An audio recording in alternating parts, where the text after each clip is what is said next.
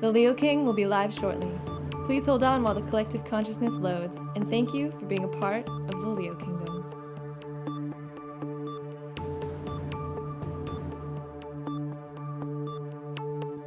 The Leo King will be live shortly.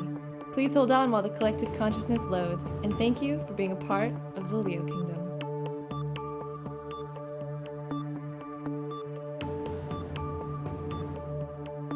The Leo King will be live shortly. Please hold on while the collective consciousness loads, and thank you for being a part of the Leo Kingdom.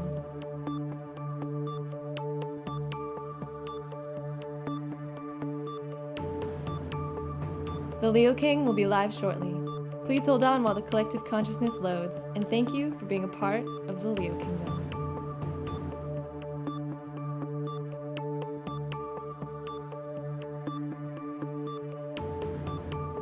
The Leo King will be live shortly. Please hold on while the collective consciousness loads, and thank you for being a part of the Leo Kingdom.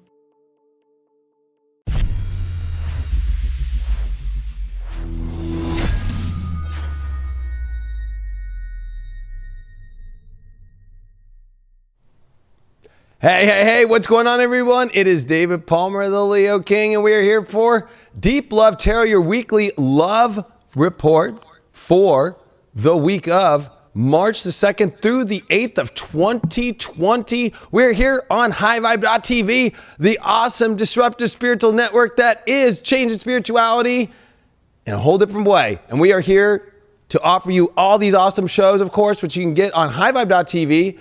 Get our apps or watch on our website. We have all the daily content, like my daily horoscope, my video horoscopes with tarot, with daily tarot, with also weekly horoscopes and sun sign horoscopes and so much more, and weekly intuitive. There's so much. We have awesome podcasts. We have awesome shows. We have so many awesome talent. And I am here with Mr. Craig Skidmore. Hello. So nice to be back with everybody on this lovely Monday. Rabbit. Couple day late or so, but humping those rabbits over a couple days. We gotta pump those rabbits over, you know. Yeah. We're in March now. It's a whole new month, so let's get it.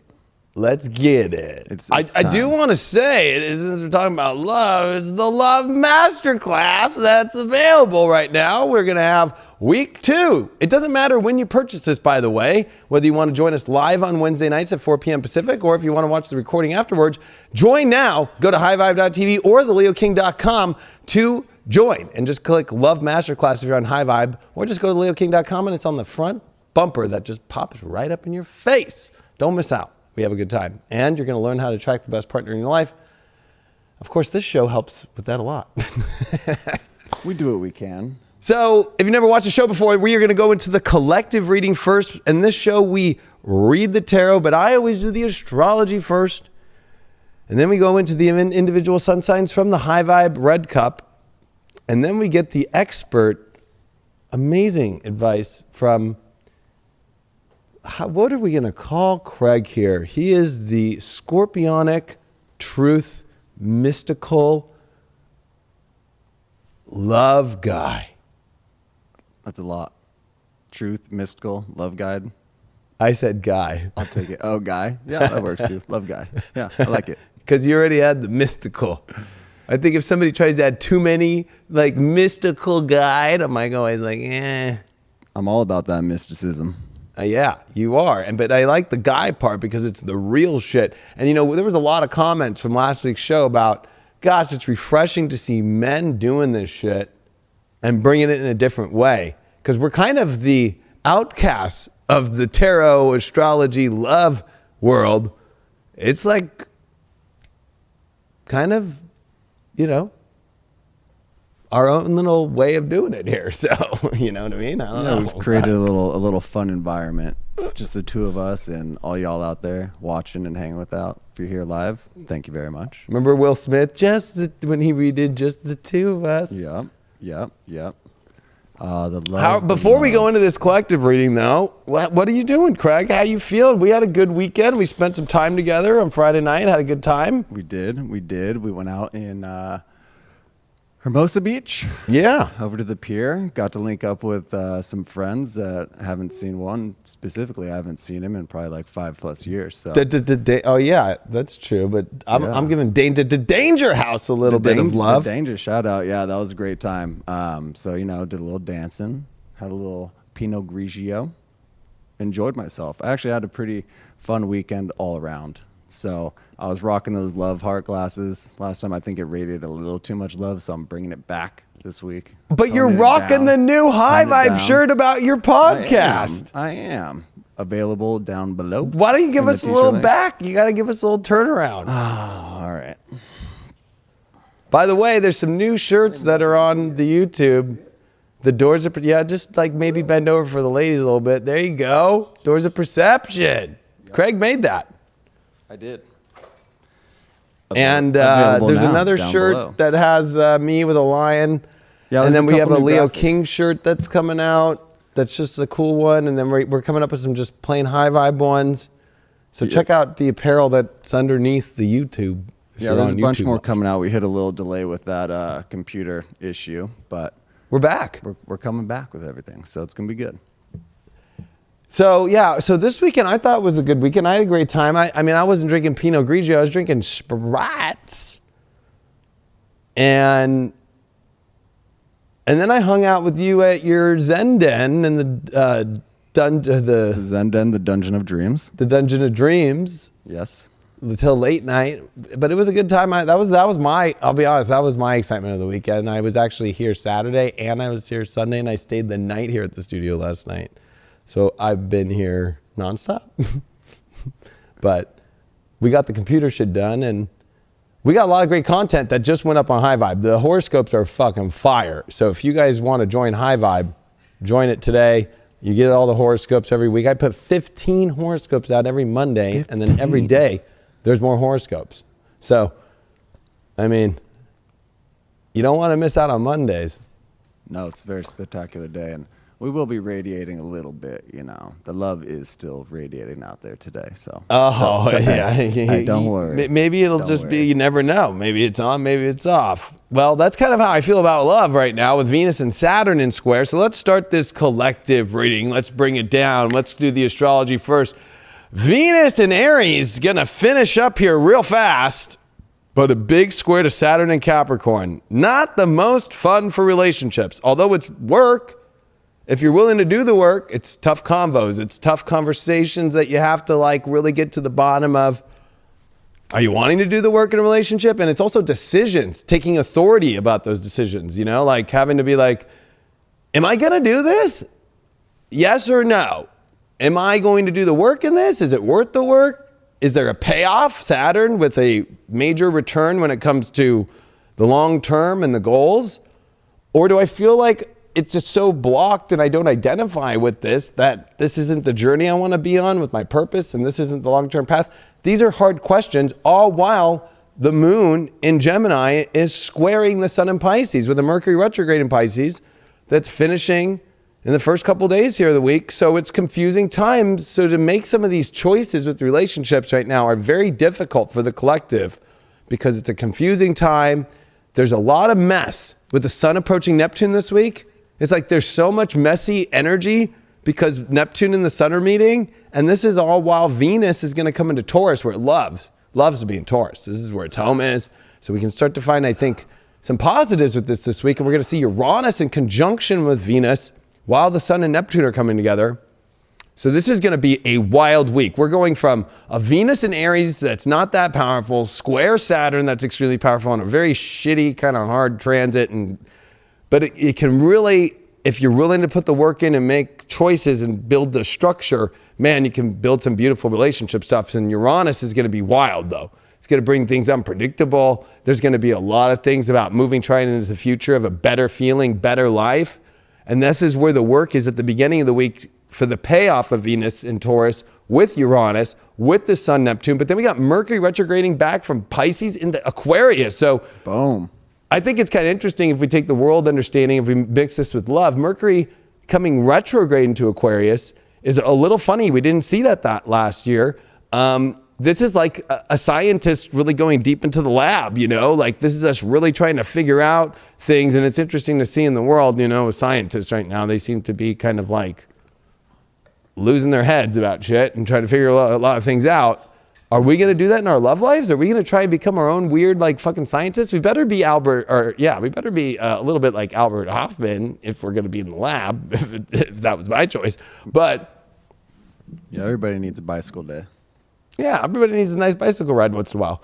But this could bring a lot of weird energy dealing with social media, people, communication, and trying to understand somebody else's world might be a little bit weird. So I think that we all have to realize we're all running on, speaking of computers, think of our minds with this Mercury retrograde as like a CPU that's overheating on your bed, you know, because like I'm sure we've all been there when we put our laptop on our bed and then the fans get covered and we try to run a bunch of things and it starts getting really slow and then it starts bogging down and the next thing you know the whole thing goes like if you spend your wheels too much trying to figure everything out right now and getting too scientific and trying to understand somebody else's world in a way without just kind of maybe surrendering with this Neptune, being empathetic, being able to go with the flow, and with Uranus and Venus, just focus on a positive future and what feels good.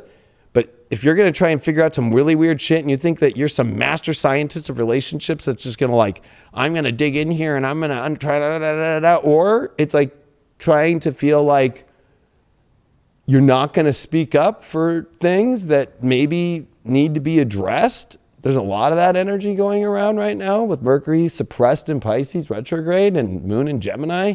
Yeah, don't be stifling your voice out there. No. And then there's so much in the astrology this week. I cover a lot of it on the app and all the horoscopes and especially on the weeklies for each sun sign. But there's even more transits. We got Mars, which is, the second decan now, and it's getting closer to Jupiter, Pluto, and Saturn. Saturn as well is getting ready to leave the last, almost last degree, but get to the last degree of Capricorn. We are just weeks away from Saturn entering Aquarius. I can't even believe it. Saturn, though, at the last degree of Capricorn is kind of harsh, I'll be honest with you. It's crusty and rigid, and it feels like there's no hope. And we are at the end of the Pisces cycle here, coming halfway through the Pisces season, which is a very balsamic energy and phase of, it takes time. Like we are at the new year is when the sun comes into Aries. So I'll be honest, we need to find the best love that we got right now through these times. And we gotta, if it's in front of you and you feel that your choice and you're feeling there, and if they are too, fucking roll with it, because these are weird times and they're edgy times and they're harsh times, you know?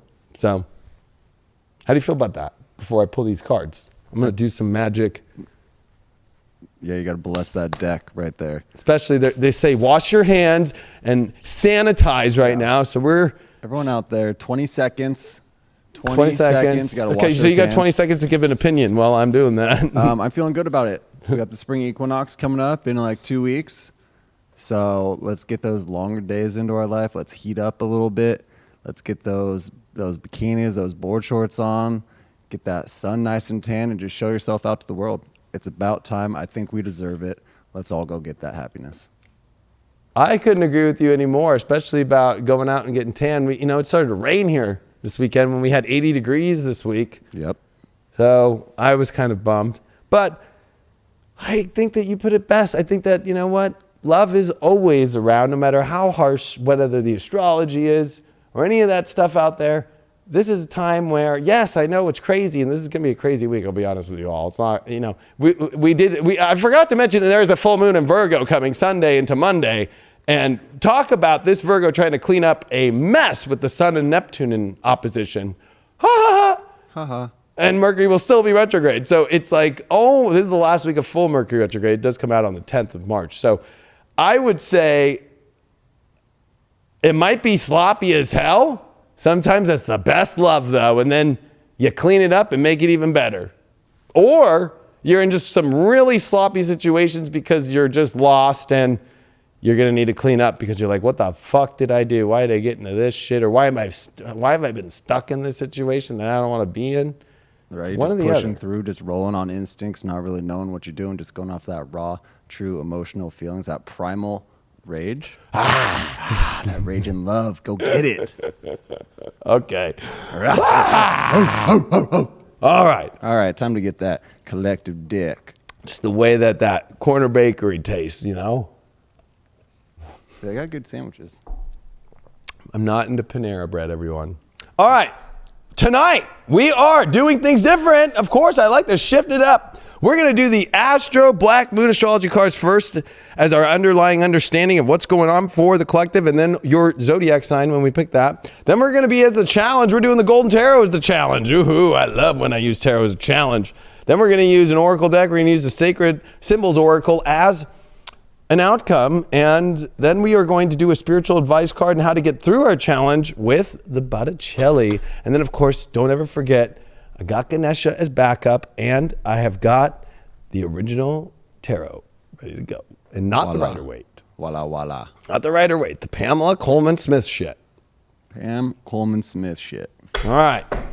Well, actually, we do have, I will say there is these enchanted ones, but I don't know. I just haven't been feeling them lately, but maybe we could use a little enchantment. And once we get to 1,000 people or 2,000 people, we do readings for the whole room differently. I have you all focus on a person, we do a reading. So share this video, get it out there. Let's go. Let's see what's going on for the collective this week. The Libra card. Oh, the relationship card. Oh, how fitting. How fitting. Yeah, so this is definitely going to be a very big focus this week. So you know what? I know that we all were watching this show for love, and you know what? Relationships and love, this is definitely going to be the cornerstone of this week. But also, I think just an overall understanding of like who is in really true alignment. Sure, it says balance in this card, but I think that the ultimate thing is remember that the sign of Libra, if you look at it right here, it actually is the sun setting, right? That's the horizon, and then the water or the land underneath. Look at that. And so there are new things every day. There's that beautiful balance and harmony of the sunset. And I think that this is where it's like, where is the sun setting in our life with somebody that we feel we want to set the sun with and go into dark times with? That's kind of a weird way to put it. I thought that was quite romantic, actually. Yeah, with a little bit of vampire energy there. The sun is setting on yet another beautiful day with I was you, a my vampire in a love. past life. So I think that that's beautiful. But I think that anybody that is out of balance and out of whack and not in alignment right now, woo, it's going to feel like you are in the fucking craziest courtroom ever. And if you started going into situations where you're feeling like you are in the weirdest like courtroom ever and having to defend your position and you're having to prove this and it's like, get the fuck out. You don't want to be in a courtroom. You want to be on the beach, like Craig said, board shorts, bikinis, fucking sunshine, watching the sunset, and then when the sun goes down, going to the ultimate party ever. That's Libra energy. That's what Libra wants. Hell yeah. If you want to ever turn a Libra on, take them to a sunset, bring a little picnic on the beach. They like a little champagne bottle. Fucking just do that, and oh my gosh, the world is yours with the Libra. Challenge card is, whoa, the Seven of Swords. We love this motherfucker. This motherfucker just keeps showing the fuck up. Oh. We're getting in our own way. Oh my God. Stifling our own growth. Jiminy Christmas, look out. He is not the coolest dude in the fucking deck. I'm sorry to say. I think the challenge is that one, there's some shady shit going around. There is some definite shady shit with this relationship stuff going around with people maybe not speaking their truth. People maybe, there could be deception coming up. There could be, God, I don't even want to go there, but we'll go there. I just feel that a lot of people really are really in a place where there's baggage. There's baggage that's not fun. And, or some people are entering relationship situations not from a good place, like maybe money or maybe insecurity or whatever. But I think there's just a challenge. It doesn't mean that you have to go through it that way. You have to just be aware of it in your own subconscious self and from what's coming in. And if somebody doesn't feel like they're being open and honest 100% for you, call them out, motherfuckers, and see where they're at. And if they can be honest and real, That's how you know. We all are not perfect. I'm going to just bring that one up. That's the whole thing, that the problem with Libra is it tries to find perfection that's never there, because sunsets, I'm sorry, they only last like a good hour. And then something usually happens. The clouds come in and then it blocks it. And then it's like, well, the clouds are beautiful, but I can't see the sun anymore. Or the wind starts to come up, and that beautiful picnic with that Libra that you thought that you were going to have a great date with is now cold, and now the blanket's flying and there's chips in the air, and you're like, oh God. Yeah, the seagulls circling overhead. With it pooping on your head. I mean, that's good luck technically. So There's no such thing as perfect, but there is such thing as shady, and it doesn't have to be shady. The challenge might be too is that, nobody, it's like, gosh, I think that there's going to be a lot of just, people like really trying to judge others extremely and feeling like, well, you do this wrong, or you do that wrong, or that doesn't seem right. And it's like, I think we got to watch that. I think we need to call out, maybe some feelings, but we got to watch that too, because we could be also the one that might be manipulating the situation, or this also could bring up a lot of passive aggressive energy trying to get what you want and all that kind of shit, or somebody doing that to you. I'm going to call everybody out. Everybody. This is a collective. All right. What's this outcome look like? The shift. Wow, we're making a major shift this week. I mean, it's fucking, I laugh at tarot because that's why I'm an astrologer. I love tarot, but I mean, it's like, it's not that, it's like, okay, so the outcome's a shift. Like, that's going to happen. I think we're going to need some clarity on the shift. I don't even know what to say more to that card. Maybe the shift, of course, is trying to find the balance in the right relationships that aren't shady and the ones that are, and then you shift into the ones that either you shift into a shady situation and stay there, or you shift into something great that's not. I think that we need some clarity here. You can kind of tie that into the Libra card right there too, in the balance of the scales. We got the 4 cups there with the clarity of the shift. There we go. I think the shift is that we are no longer going to feel like we're getting the short end of the stick, or something that is coming at our way that that we're not wanting to accept. I think that there's been a lot of energy like, well, look it's here, but I don't know, maybe I'm just going to not take it, or just kind of, can I put that thing out there like on the docks and wait for it for whenever I want? Like, can you wait in the lobby?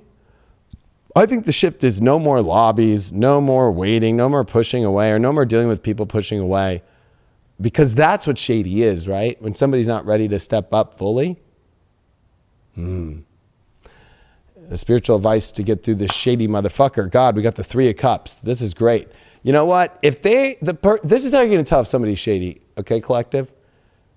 If they do not know how to interact with lots of people, they don't have interaction with people and friends, they don't know how to have a good time. You know how many people are wearing such tight fucking whitey tighties out there right now? Both races or genders of people. This is definitely where it's like, the shady people feel like they're in total control, and they don't want you to be part of the world, and they don't want you to be part of, a good time, or they don't know how to have a good time, or they're really, gosh, what's a good word, Craig? Like, for what, not having time? Yeah, somebody who's just really just fucking. Oh, they're impatient. They're in their own head. They're not present. Yeah, but I'm looking for something real deep and dirty here. They're a piece of shit. Piece of shit. I think I'm kidding like an old man who's reading the Wall Street Journal, and he's saying, no, I can't make love with you right now. I am looking at the stocks and what is happening, and la la la. But then the shady guy, with that Wall Street Journal is giving all the love to like the maid, like Arnold Schwarzenegger did. Arnold. The governor. Oh, that's a good way to put it, collective. Okay, so let's get one more clarity card on this Libra card with the King of Pentacles reversed. So this is another thing. What is out of balance is people who don't know the value in you and don't know the value in themselves. So that transparents kind of in that way, right? If they don't value themselves and they don't know their power within themselves, then they're not going to value you. So This is about who's showing up with true value, and a King of Pentacles knows what it wants, knows the value of it, and will do everything to attain it and make it happen, and has the means and the self-worth and the passion of the value, of the attainment, of the relationship that it wants. But reversed here is going to say the ones that are not, so any relationships you're dealing with right now in your life that are just, no, they're not showing up with their greatness, they're not showing up with their magnificence, they're not showing up with their beauty, they're not showing up with their transparency of their value, they're not like, I want you, leave.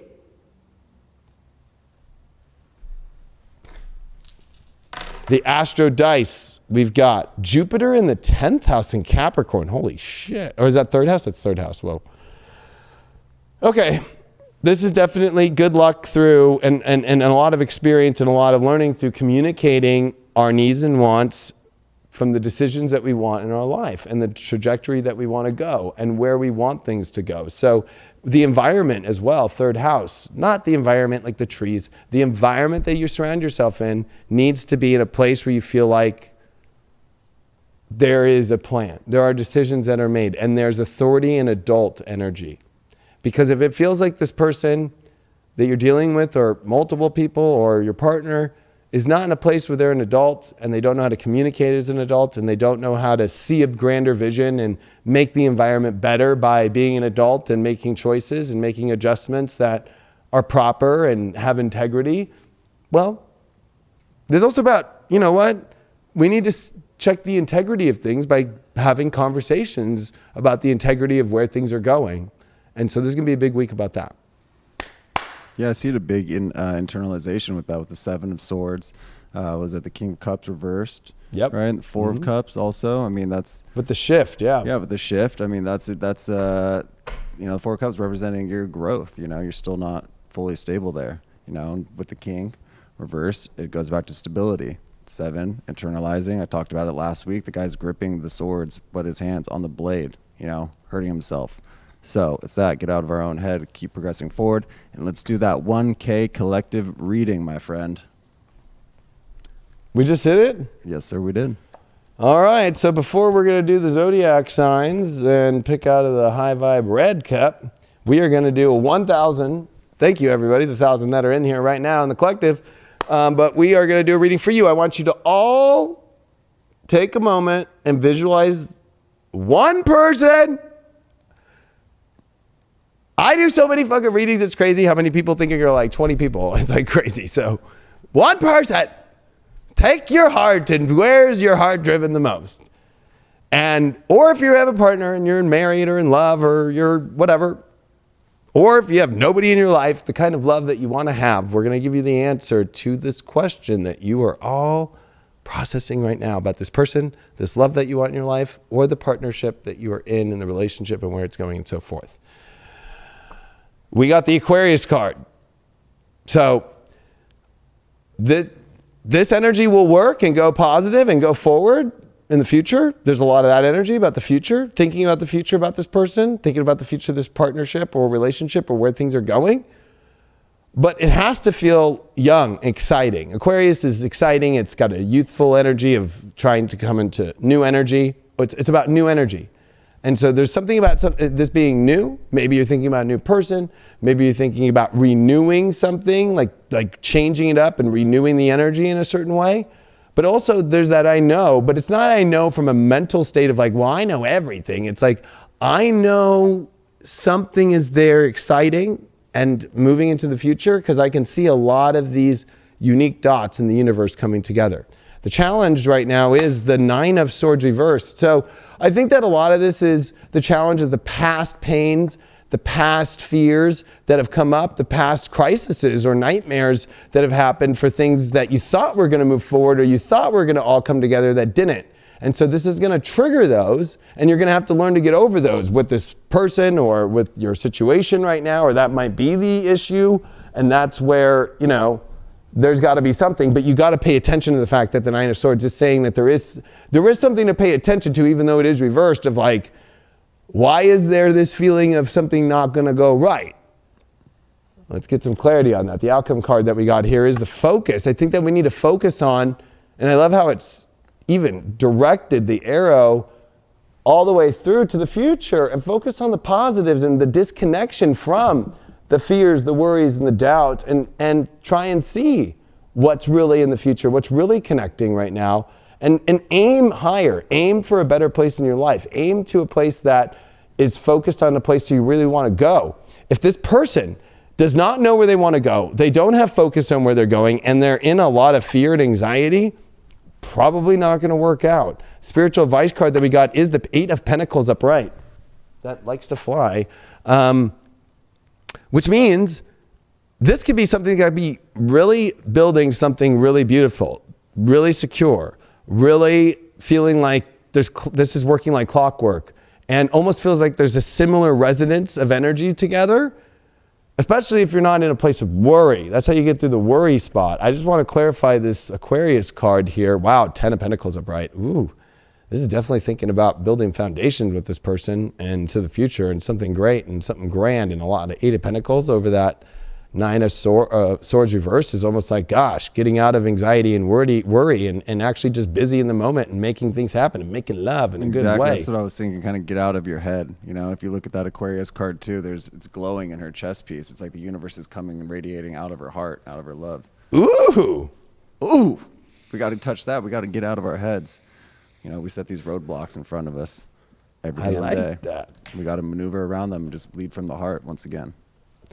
Let's see this focus card. We got the 3 of Pentacles reversed. So I think that that's where the outcome is if the focus isn't on something about building something great, there's so much building blocks here. We got 10 of Pentacles, right? That's building a nice foundation that is like a home, a castle, where everybody's at, the family, the cousins, the friends, the dogs. You know, there's that whole element of feeling really like secure. And the 10 is the last number of the Pentacles before you come into the court cards and you start to come into that Knight energy. So, and when you start really moving forward, and because you know you have a place to come back to, right? But interesting, when the 3 of Pentacles, you know, especially in love reading, one, if you don't understand together what you want to build and you can't focus on that, or there's no way to focus on that, this is not going to be a situation that can build something solid and build all those great elements, and especially letting that true love that just kind of emits out.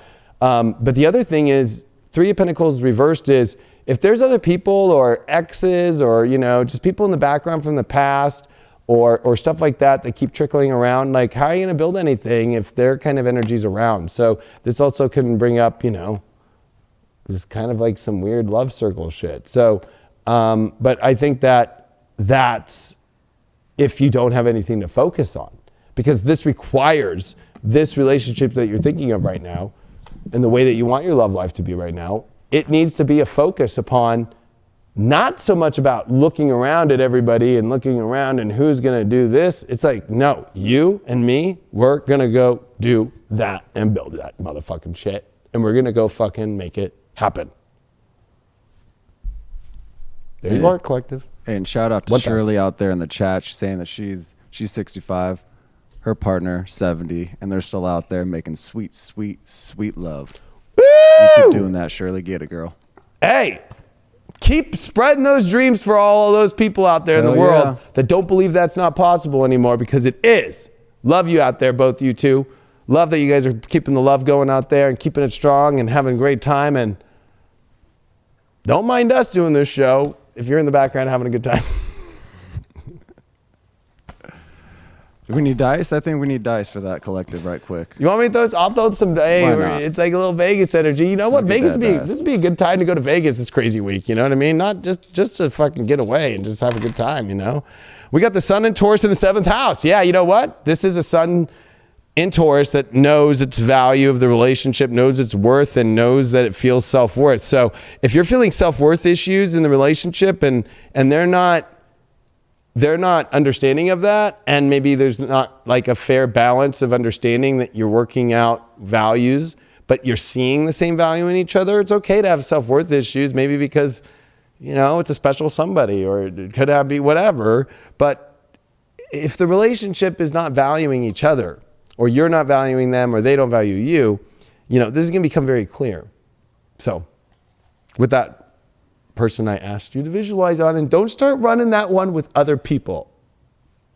That reading was not for that other person or this other person. It was for That one person I asked you to do at the beginning.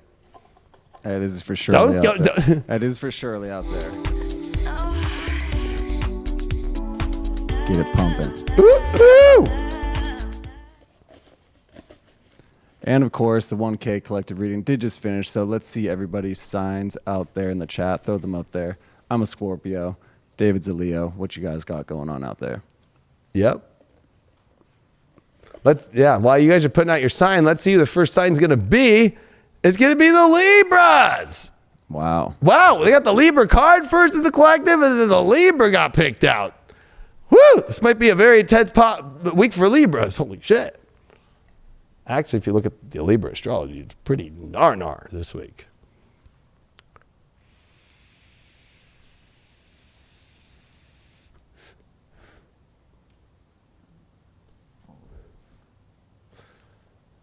This is where we just wait for Craig to throw up the Libra. Yeah, I downloaded it. I think it's... Damn, look at all those signs. Look at, I got Leo, Cancer, Virgo, Sag, Libra, Taurus, Leo, Sun, Leo, Scorpio, Virgo. Oh my gosh, Libra, get it going. Woo! I've never seen the fucking chat go that fast in my life. Get it. It's a beautiful sight to see. Keep it rolling.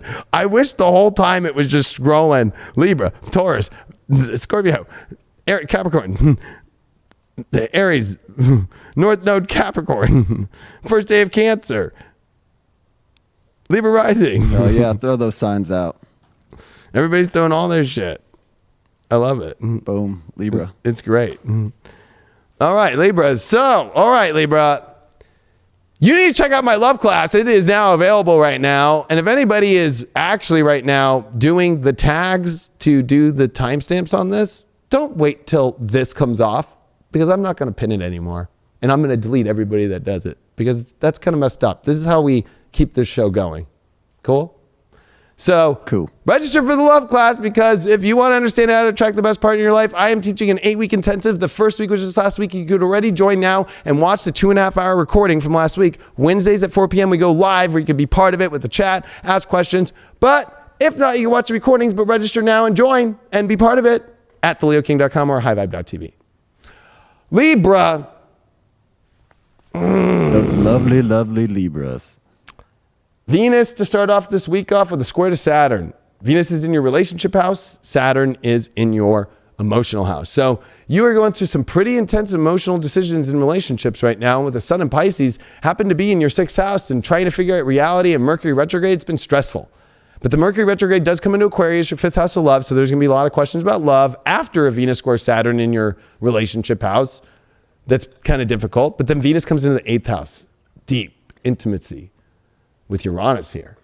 So intimacy is actually the future that you're looking for. Depth is what you're really looking for. So don't fuck around with things that are not deep, because that's the stress in your life, is that you are dealing with situations and maybe where you feel stuck, because with all these planets in Capricorn, your 4th house, Mars, South Node, and of course Jupiter, Pluto, Saturn, you know, this is a heavy emotional time for you, and also about where you live in your life and your foundation.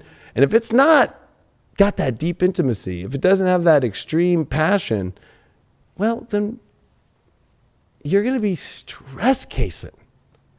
And you're going to be rethinking about your heart all the time, being like, should I do this? Should I not? You know, typical Libra. And the full moon in Virgo is going to be happening in your 12th house, which means it's time for you to let go of the past and move into the reality that you really want. And so this is a major cleanup on some messy reality situations you got into by spiritually cleaning it up into what your heart and your passions and your true depth and your emotions really want.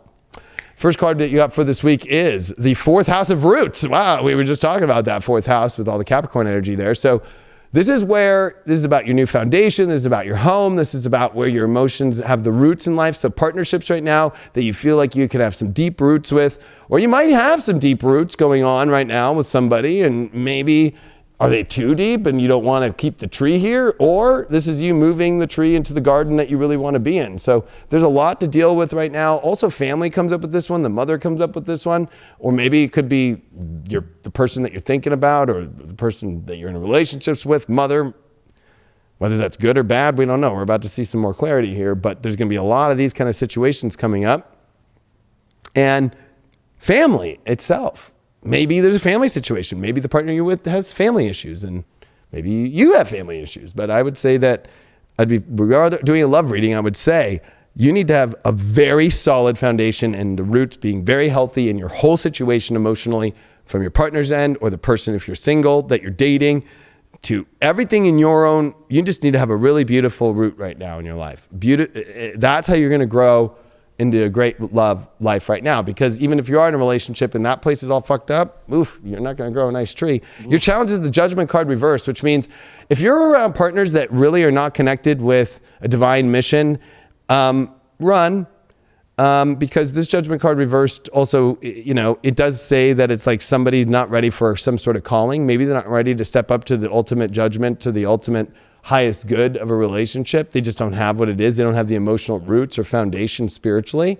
Or they, I get something about the Judgment reversed too, of like somebody who really is more of a fraud when it comes to understanding, like, oh, I've got a calling, I really do this, but they don't jack diddly squat about that calling. They're just saying it because now it's like it's like people who say woke. I'm like, oh, okay, like that's kind of like a Judgment reversed thing. It's like, I'm saying it to be cool, but I really don't know shit about it.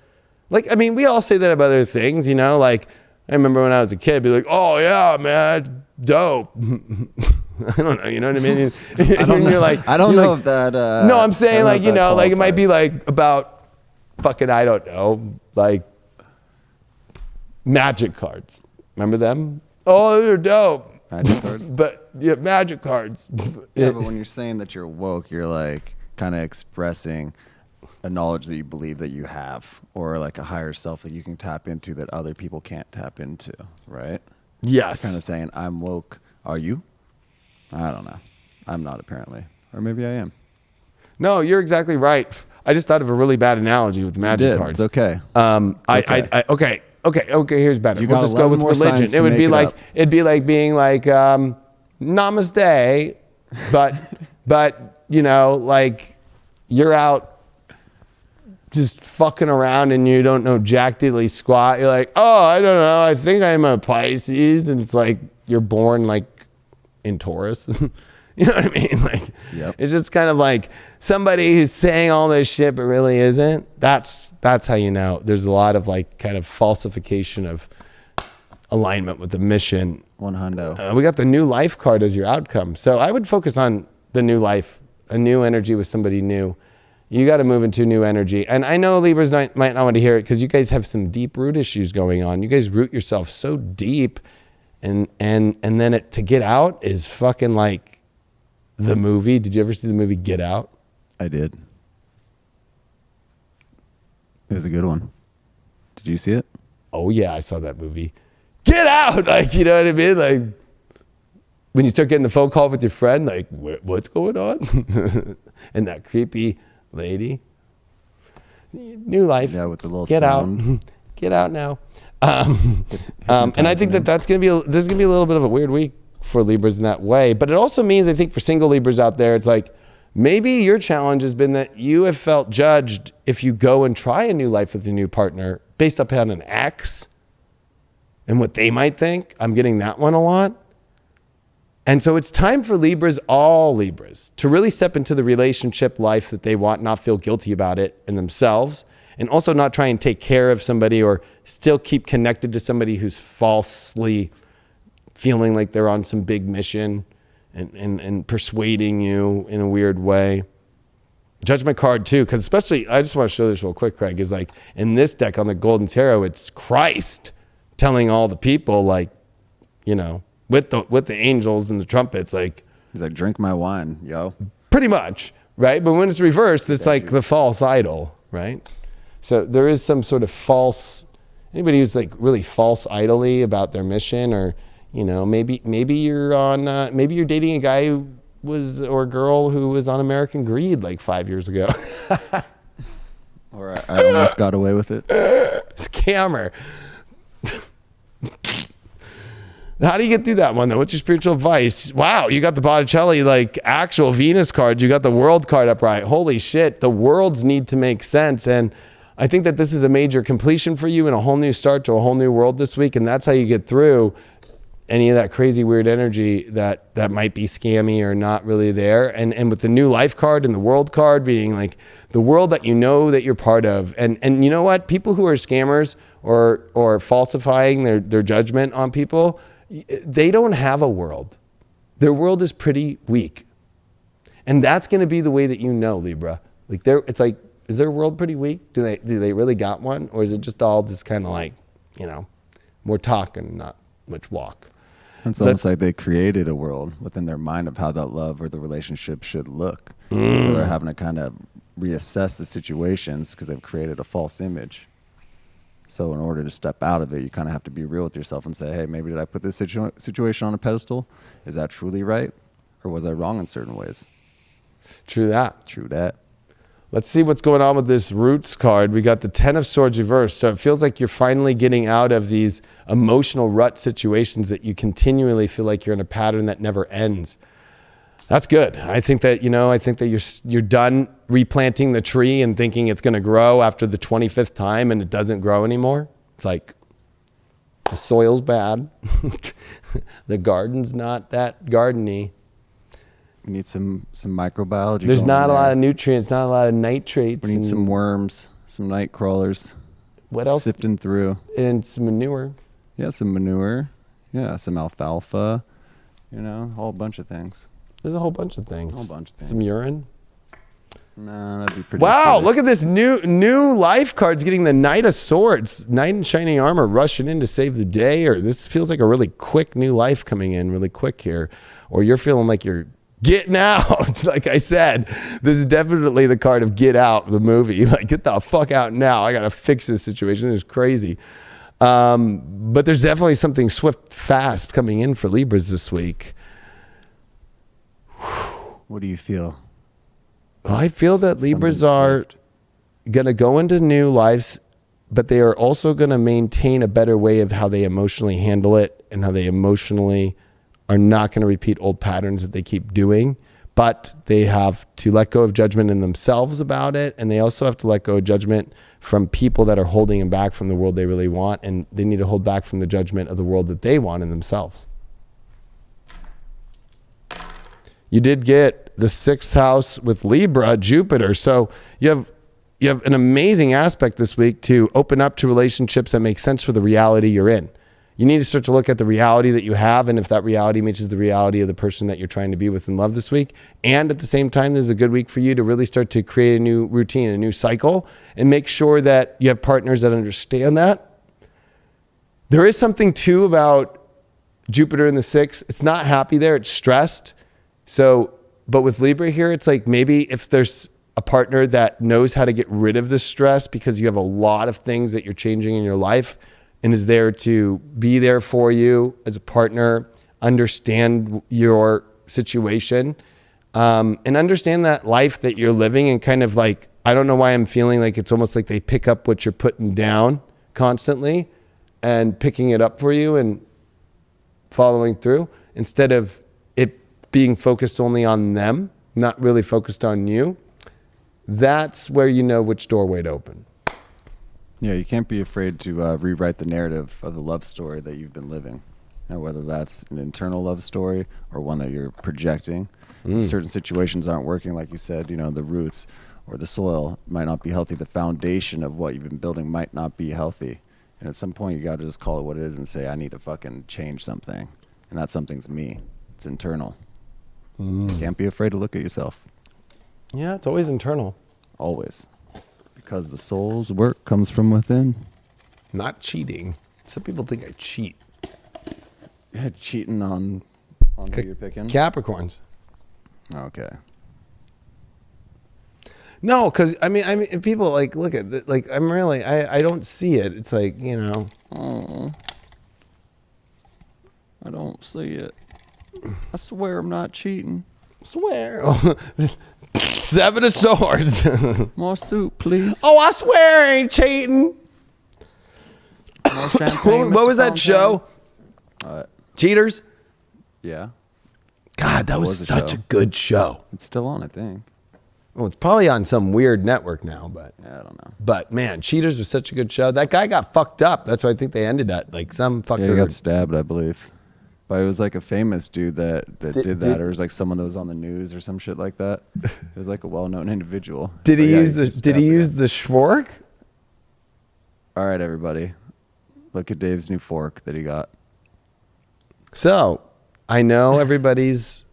We're not going to talk about the fears that are out there about a certain CV. a certain thing that Certain people are CV. getting around the world. But of course, I am a preparer, and I was in the military, so I bought some military preparation stuff, and I'm ready for if this thing goes crazy.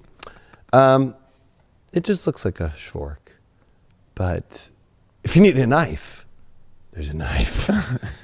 And it, because this is the kind of knife that you would need to cut food with, right? Or if somebody Zombie came apocalypse. through and Anyway, that's the Amazon. Leo King's fork. Woo! I don't even know. It was funny. Craig, I left it up there, and then Craig brought it here. He's like, "Here's your fork" before the show, and I just put it right here, and then David's got all this. I don't even know how tactical he gear got- coming. He's prepared. He's prepared. That CV's coming. David's prepared. I will admit I'm more prepared than probably everybody else. People have been telling me, like, can I just like show up when I tell them how prepared I am? I mean, I got storable foods for 10 years, like that Please are not don't show like up at the weird. Hot Lab Studios. And I've got military tactical backpacks with everything, solar everything. Like I'm prepared. Like it's going down. When it comes to Rooftop preparing- energy, weapons, like it's nuts. Like You're pretty woke, bro. don't fuck with me, you know what I mean? When it comes to the prep game, you're pretty woke, as they would say. You're on point. Somebody It's good. just said Mars and Scorpio. I'm like, fuck yeah, it's my Mars and Scorpio. Like I straight up got military shit, so it's gonna be a good time. We got Capricorns. Yeah. Just kidding. It's time for the Master Love class. We got week 2 of 8 that is now. So please register at theleoking.com or at highvibe.tv. And if you happen to be somebody that is making all those little timestamps, please timestamp this with this message in it. That's how we're going to keep this show on air, or we're going to have to move it to the app. So check out the live class Wednesday, 4 p.m. Or if you're not available Wednesday, 4 p.m. Pacific, you can just watch the recording. It's not like you're going to miss out except for just the chat part.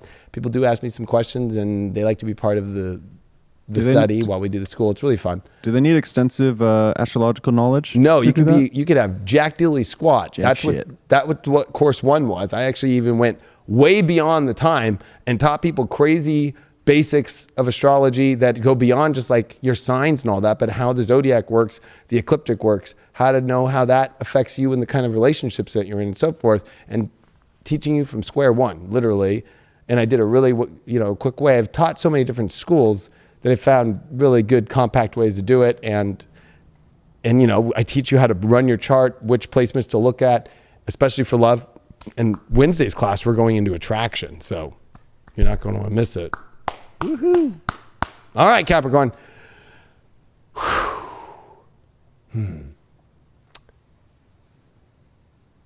Venus and Aries in your emotional house squaring Saturn in your house. You're going to have to face some heavy emotional choices about what you're doing with the relationships emotionally in your life if you're really feeling like you want to put that work in anymore. You might be drained emotionally about certain partnership, or you might be feeling, if you're single, like there's nobody with any emotions around anywhere. That's going to end quick, though. Mercury retrograde and Venus are going to change signs. So we're going to get Mercury retrograde coming into Aquarius. Remember, Mercury retrograde's been in Pisces, and it's been your 3rd house with the Sun and Neptune that are meeting this week as well. So you've been in, a tizzy and trying to figure out the world, and it feels like, anything that you think that you figured out, it's turned its head over and flipped the shit on you. But with Venus coming into Taurus, your love house, woo, with Uranus, Love. do not, I'm going to say this to all Capricorns right now, do not waste this week when some amazing, radical, exciting, out of nowhere love situation pops up in your life. With this Sun and Neptune in your 3rd and Mercury retrograde in the 2nd, maybe there's something better out there for you. Think about that. All these planets are in your sign. Don't waste it. You're never going to see this ever again in your life. Okay? Mars, Jupiter, Pluto, Saturn. Okay? So it's time for you to take some, it might feel harsh. It might feel like you have to be a harsh motherfucker. Like, oh, sorry, I'm going in this area. Or, you know what? I've restricted myself so much. I have been single for 30 years. I'm going to do this. I would, that'd be kind of an interesting love dynamic, right? Like, there are Capricorns who have restricted themselves for love for decades, okay? Imagine if they finally this week let it out and let all their love out that's been suppressed. Would you think that would be really sexy? Would that scare you a little bit? Sea goats roaming the streets. Like just a sea goat just like out of nowhere, like jumping off a cliff, like off the fucking, mountain, like going down fucking like how those fucking guys fucking like glide down fucking like a fucking like 200 miles an hour and then fucking just like bam, like grab you and push you to the ground and then just like bam, like all over you. It'd be a fucking tizzy. Yeah, I guess it takes an intense person that would be able to handle that. But for some people, they might be like, oh my gosh. But hey, Capricorn, don't waste that. Like, if that's how you got to be, or if just something radically and exciting and new is fucking showing up, like, don't fucking block it. I'm so sick of Capricorns when they block shit. Gosh, especially look at you. Gee, Christmas, you got your own fucking house. Like, is it Christmas time right now for you? You got the world 10th house right now. Gosh, yeah, you do need to make some big decisions about your love life. But you know what? You could have the ultimate world that you want in your life. You could have the ultimate path. So don't fuck it up. Your challenge card is the 7 of Cups. Gee, many Christmas. Your challenge is that, you just keep looking around at everything, but you're not. You are window shopping and you are not walking in the store. Even if you're in a relationship, I'm calling the Capricorns out right now. Drop that fucking bomb. We got a truth bomb. I am calling Capricorns out. You were looking, you were window shopping, but you ain't walking through the fucking place at all.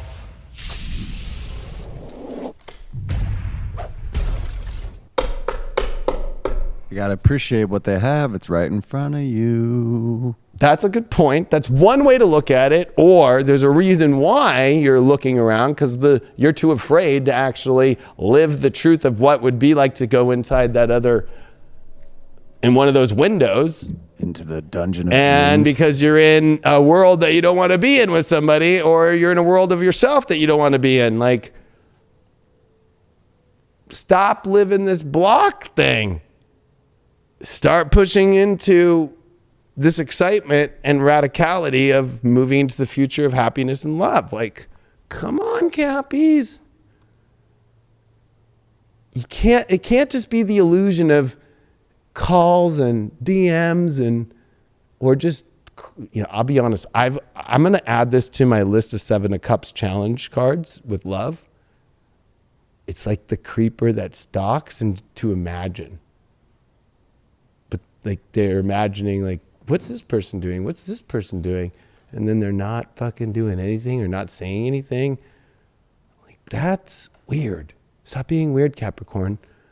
Get the world you want, make yourself known, and pick the fucking window.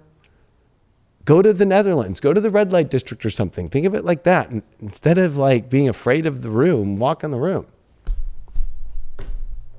I'm Dutch. Oh, your overall card here is to meditate on what is holding you back. I kept feeling blocks, and your outcome is you can remove yourself finally from your own tethers. But we are in a love reading, so maybe you're tethered to somebody that is blocking you from the world that you really want to have, and your challenge is that you just keep maybe trying to find some beautiful thing within being chained like Silence of the Lambs in the fucking deep fucking dungeon and putting the lotion on my skin and thinking that that's cool. I mean, it is good to put lotion on your skin. Very good. But for somebody who's going to be wearing that skin and it's your skin? Is there anything more sensual? Well, I always thought, okay, let's just go a little movie, Silence of the Lambs. Let's get it. If you were down there in the dungeon and he was having you put the lotion on thy skin and he wanted your skin, would you put the lotion on it or would you do the opposite and take dirt and rub it all over your skin and scratch it. So basically he couldn't wear it anymore. I'd probably put it in like randomized spots. So like some parts would be like super ashy and dry, and the other place would be like over moisturized. And so it'd just be like this really weird fucking texture. And then, you know, tricks on him because he ain't gonna want to wear it. And I'm gone out of the picture anyways, so it's like a win-win situation. I get the last laugh. I'm looking down on him saying, "You fucking look at you in that stupid skin suit."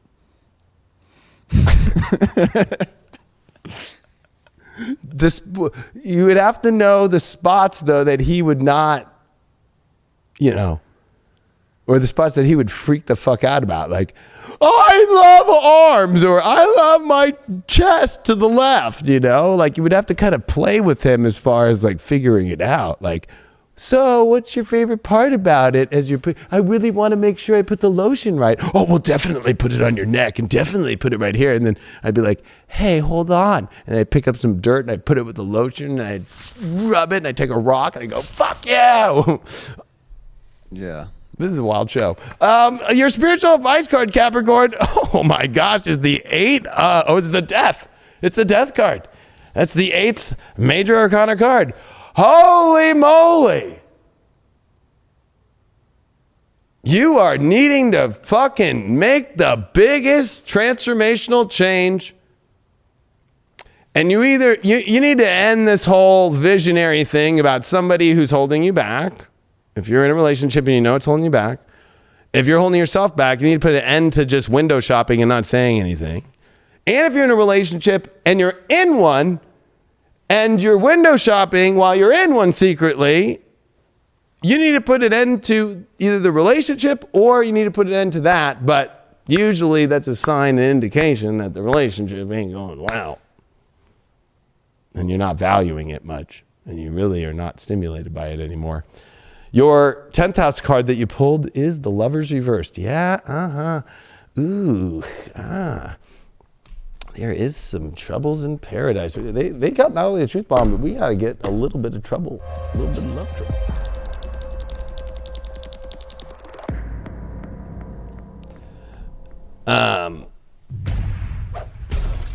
Boom.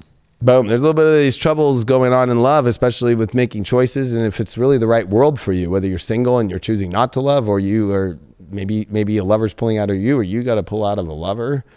Why'd you get this meditate card? Ooh, 8 of Wands reversed.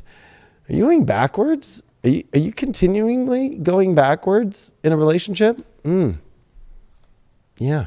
There's something about going backwards, and the arrows of love are not moving forward. And it's because you're tying yourself to something that's not really that exciting to move forward, and you need to put an end to that.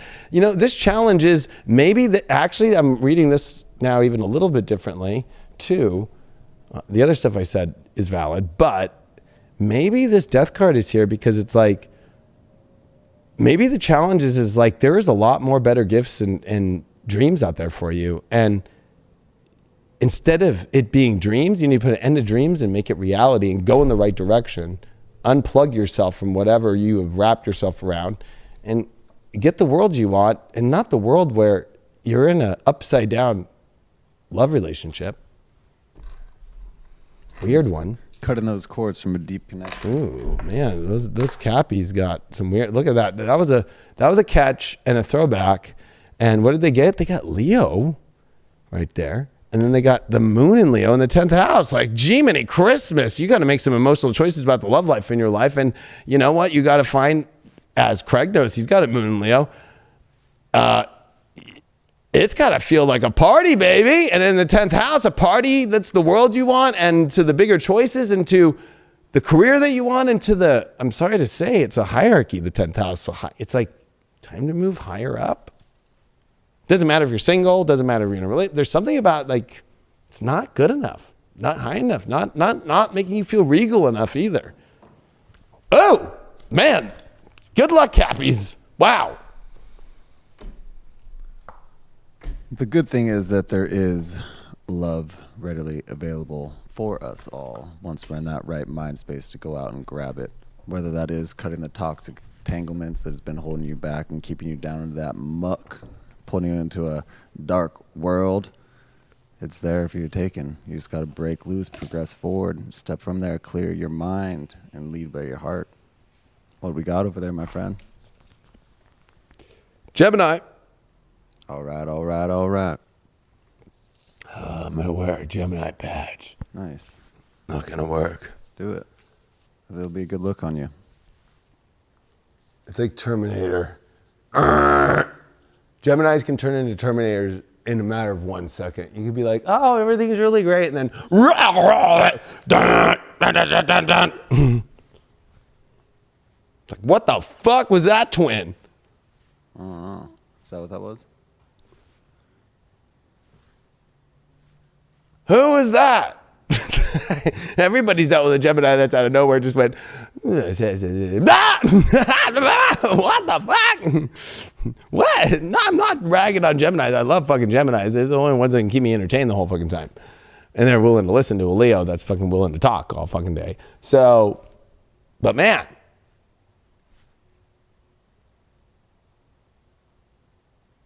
Maybe you need a love school.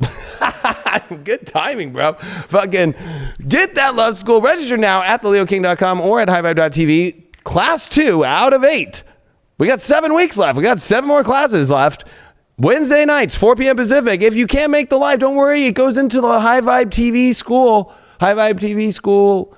And it's so awesome because you can watch the recording and it's all done episodically. And you're never missing out. So join now. Be part of it. And if you are putting a timestamp on this thing, don't you dare try and timestamp this after this. You know why? Because this is how we keep this show on the air. Thank you. All right, Gemini. Are you Terminator? The Terminator. With all this extreme power, really powerful right now in your 8th house, right? Mars, Saturn, Pluto, Jupiter. In the 8th house, RoboCop style, intense, passion, Sun in Pisces, 10th house.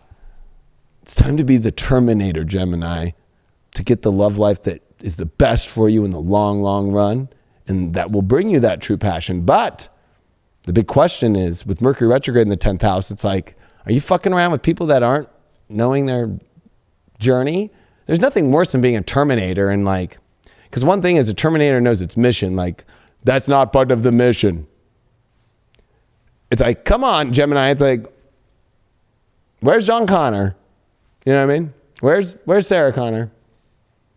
This is a time with Mercury retrograding back into Aquarius in your 9th house for you to like go, whoa, maybe I do need to look a little bit more bigger at things. I need to understand things a little bit from a bigger perspective. Maybe the story I thought things were isn't about somebody that looked all powerful, but really was a weak suck, doesn't really have a really powerful mission. With Venus moving out of Aries before it comes to Taurus, it's going to square Saturn. And for you, this is in your 8th house and your 11th house. So this has to deal with like people and like, are you hanging around somebody, or are you in a relationship with somebody and their friends or their group isn't aligned with your passions, or it just kind of feels like this person's off. I don't know why. Or they just kind of feel like they got a little darkness to them. Stay the fuck away.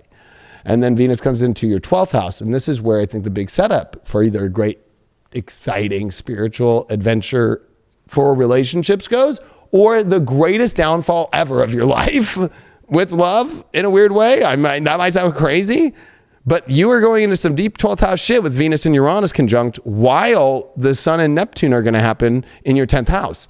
It's very important for you that this person, whoever that you're dealing with, if it's a partnership or if you're looking at a new relationship or you're entering into this week, that it's about the ultimate highest spiritual relationship, period, and not like a half-ass one, because this Mercury retrograde is going to show you people who are half-ass.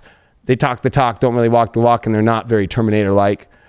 And anybody who's too, and I'm just going to be real, anybody who's too like, especially kind of weak suck and not really like fucking determined and really know their path and don't really have their shit together, like you just can't get wrapped up into trying to, you know, build something for them or figure out them. You can't be the computer for them. You can't be their cheerleader right now. You need somebody who's with you. Dun, dun, dun, dun. The last thing I really want to talk about that is and I don't know why I'm getting this, but it's just part of the astrology too, is like, To get a close up for this one. oh, okay, you know. The last thing here, Gemini, is being a Terminator to get the ultimate love in your life here. Is this full moon in Virgo is in your 4th house of emotion and foundation. So guess what? What? Do they have the true means to hold up the mission that they really do? Or are they still living in that, you know, there's nothing wrong, okay, with people and where they're at in their lives. I get it. I used to fucking live in my car. So, but I'm just being honest that if you're going to be Terminator right now and you're dealing with somebody who's putting out the perception that they got everything together and they got all this shit, but when Mercury retrogrades into Aquarius in the 9th and you get a full moon in Virgo in the 4th, it's like, you almost like see like, okay, you're telling me that you're doing all this big shit, but you're like living on your buddy's couch and like fucking, you know, like doesn't mean that you're not, but it just means that they're not emotionally ready yet. And they're going to put more into having to turn into a Terminator than already are a Terminator. The Terminator. The love. Arnie's come up a couple times tonight, you know, with hooking up with the nurse, or not the nurse, the maid. And It was like a real Mr. Deeds type of situation that went down with that whole thing. that was a very weird one, especially being in California and he was our governor. And look at this. Saturn came up as the first card for Geminis, the truth card. So the truth of is if the person that you're dealing with in your life, or even within yourself, but I'm feeling this more of an external, since Saturn deals with more external stuff, is really as authoritative as they really are. The truth of it is going to come out. So I got a feeling that Gemini, there's a lot about, are you dealing with like somebody who is really adult and really got their shit together? Or is it like, you know, it's been a lot of talk and not a lot of truth? I got a deep feeling about that, especially with Saturn that's in your 8th house. It's like revealing the truth. Right now, Geminis are gullible. I'm going to be honest with you. Okay. Geminis are really gullible with all this 8th house. It's like they'll, you know. What's the most gullible sign, you think? Oh, just period? Yeah. Who could be swayed of their opinion easy? Yes. Ooh, that's a good one. Well, where would Mercury be at its fall in the 9th? Cancers.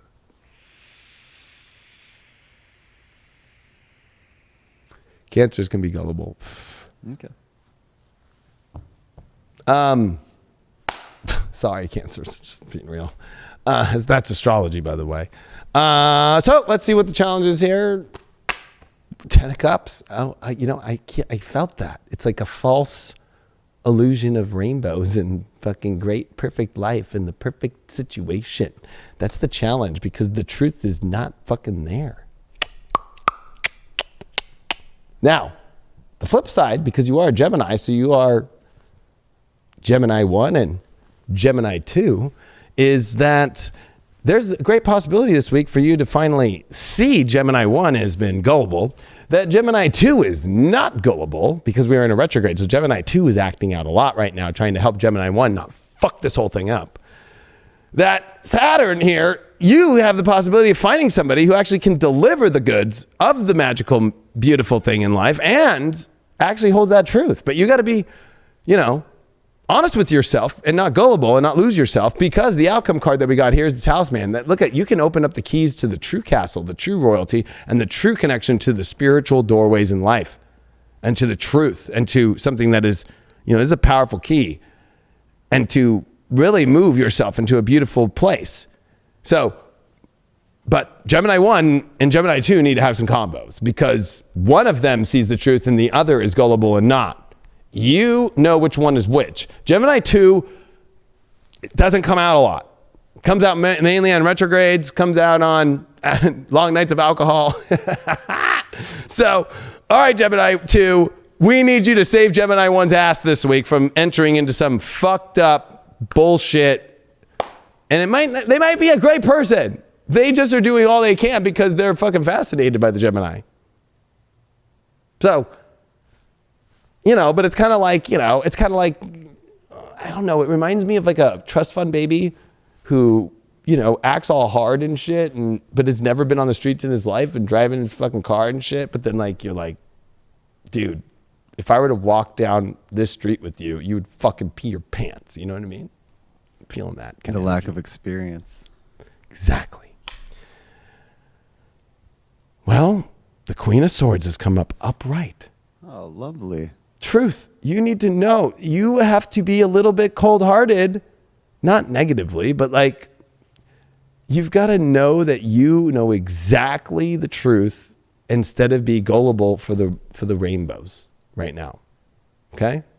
There's too many rainbows going on about people that really are not. And they're feeding you the rainbows and you're buying those rainbows. Rainbows are fucking not for sale.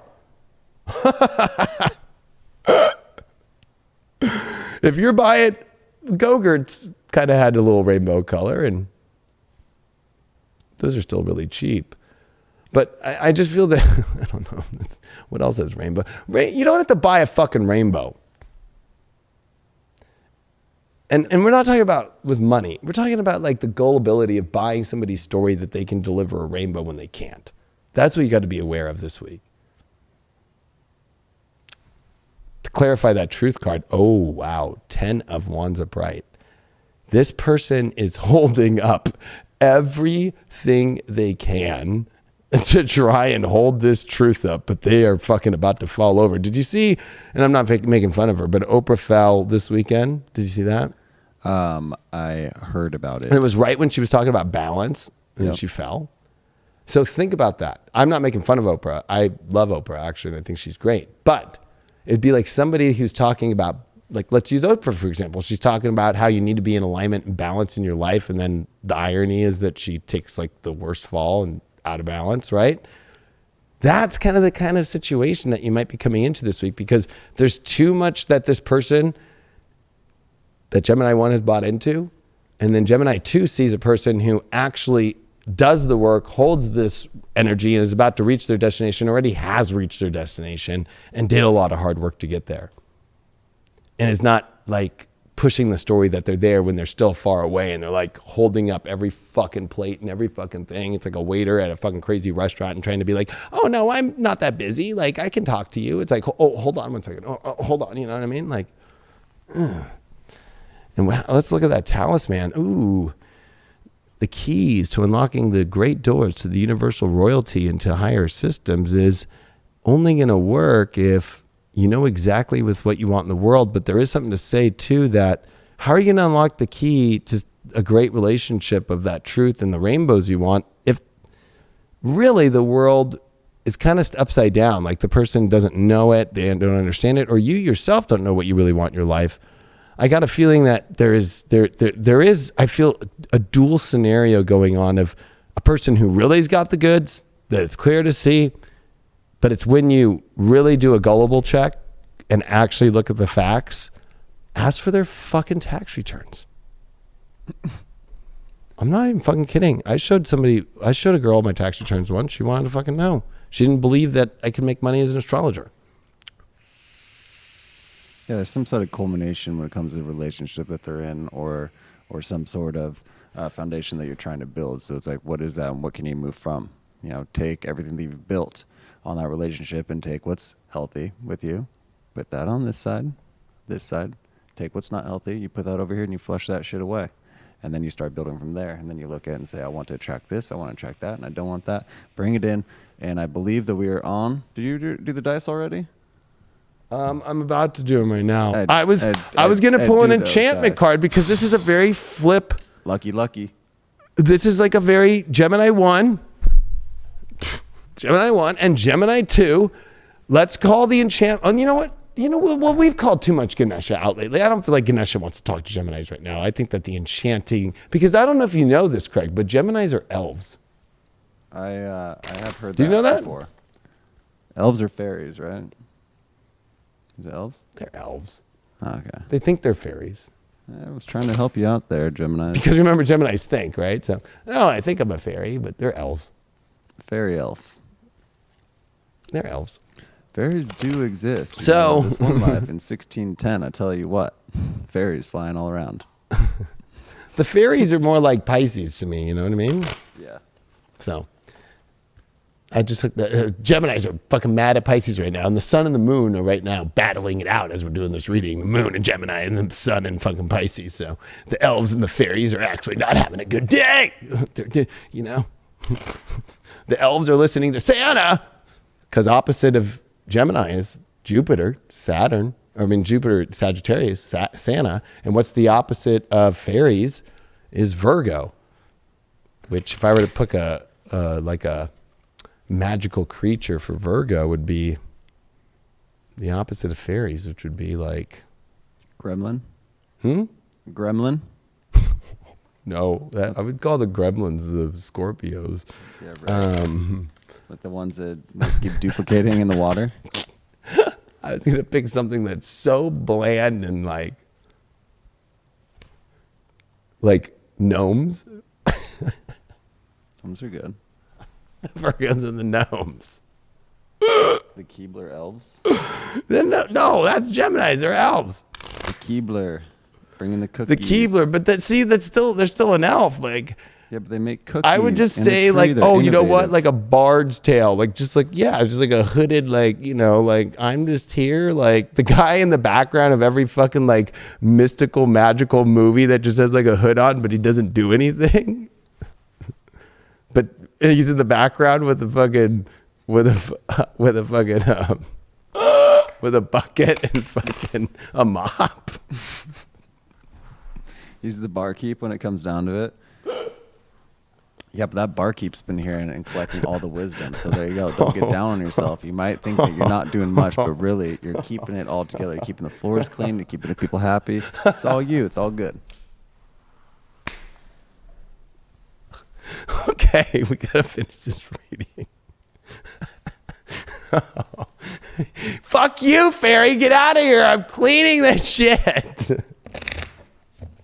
Someone's got to keep the place clean. And damn fucking Santa Claus, get the fuck out of here. You just took a shit and it smells. And damn you elves, you guys leave a trash everywhere. And you guys just fucking party and leave. And leave me here alone cleaning.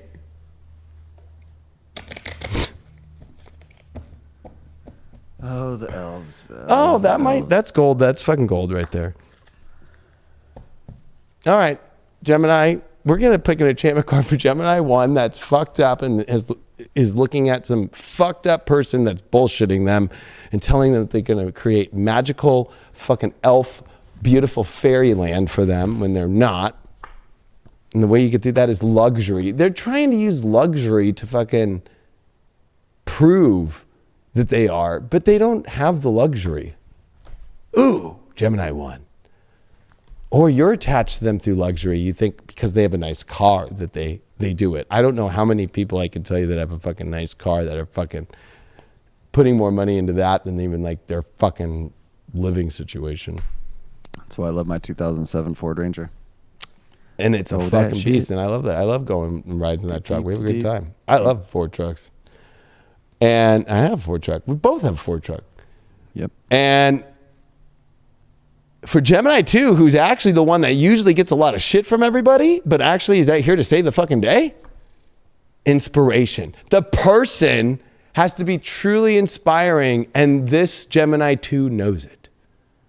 And they know that it's not through luxury, it's not through money, it's not through trying to show off.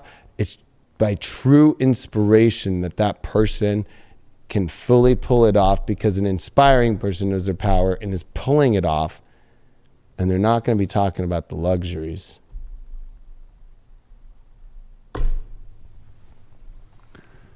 All right, 2,000 people? Yeah, 2K collective. So what do we do on that one? Last time we did a sex reading? Yeah, we did a sex reading. Oh, for Geminis.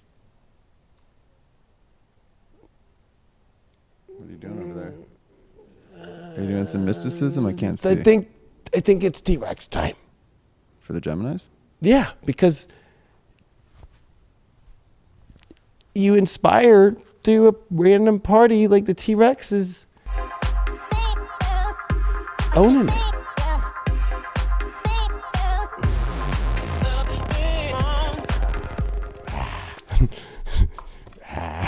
Okay.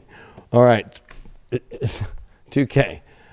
Thank you for 2,000 people watching live. You have no idea. This is a mind blow all the time doing this show. It's like 2,000 people. Okay. Well, the biggest mind blow is the over 600,000 people.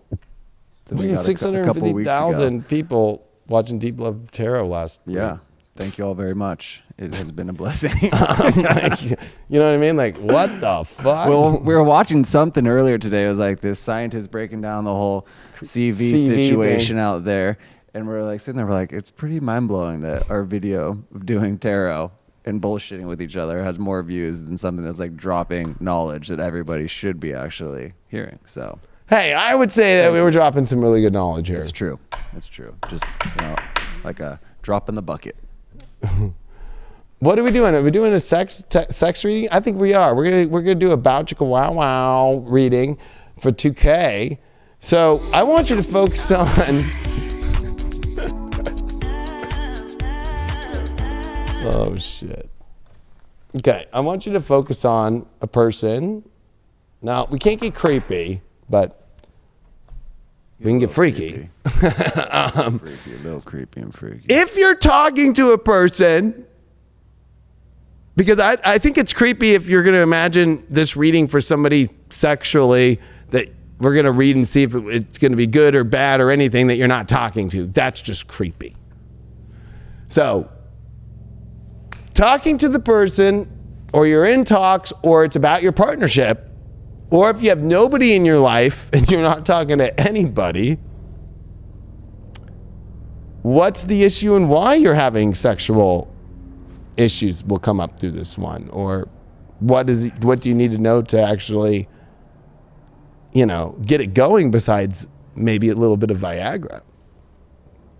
So envision this situation, person, relationship that you're in, or lack thereof.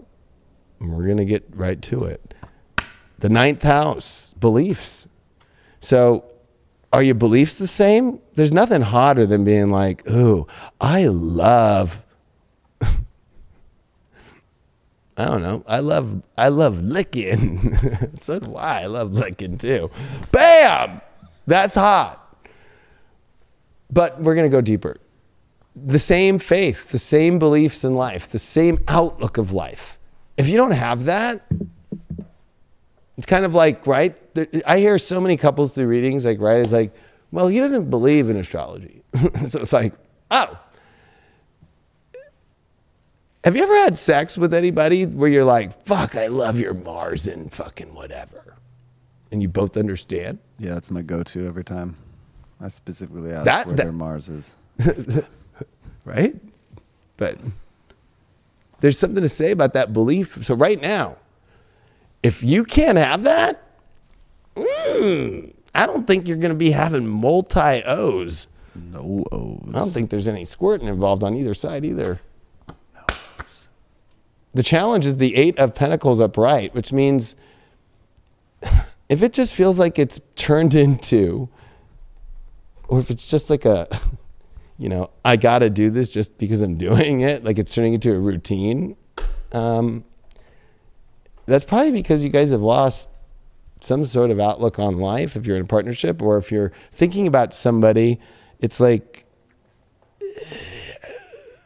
if there's no real exciting understanding of the future, then it's just a routine habit of like human desire. And that's nice, but human desire without some sort of bigger vision and bigger faith, that's hot.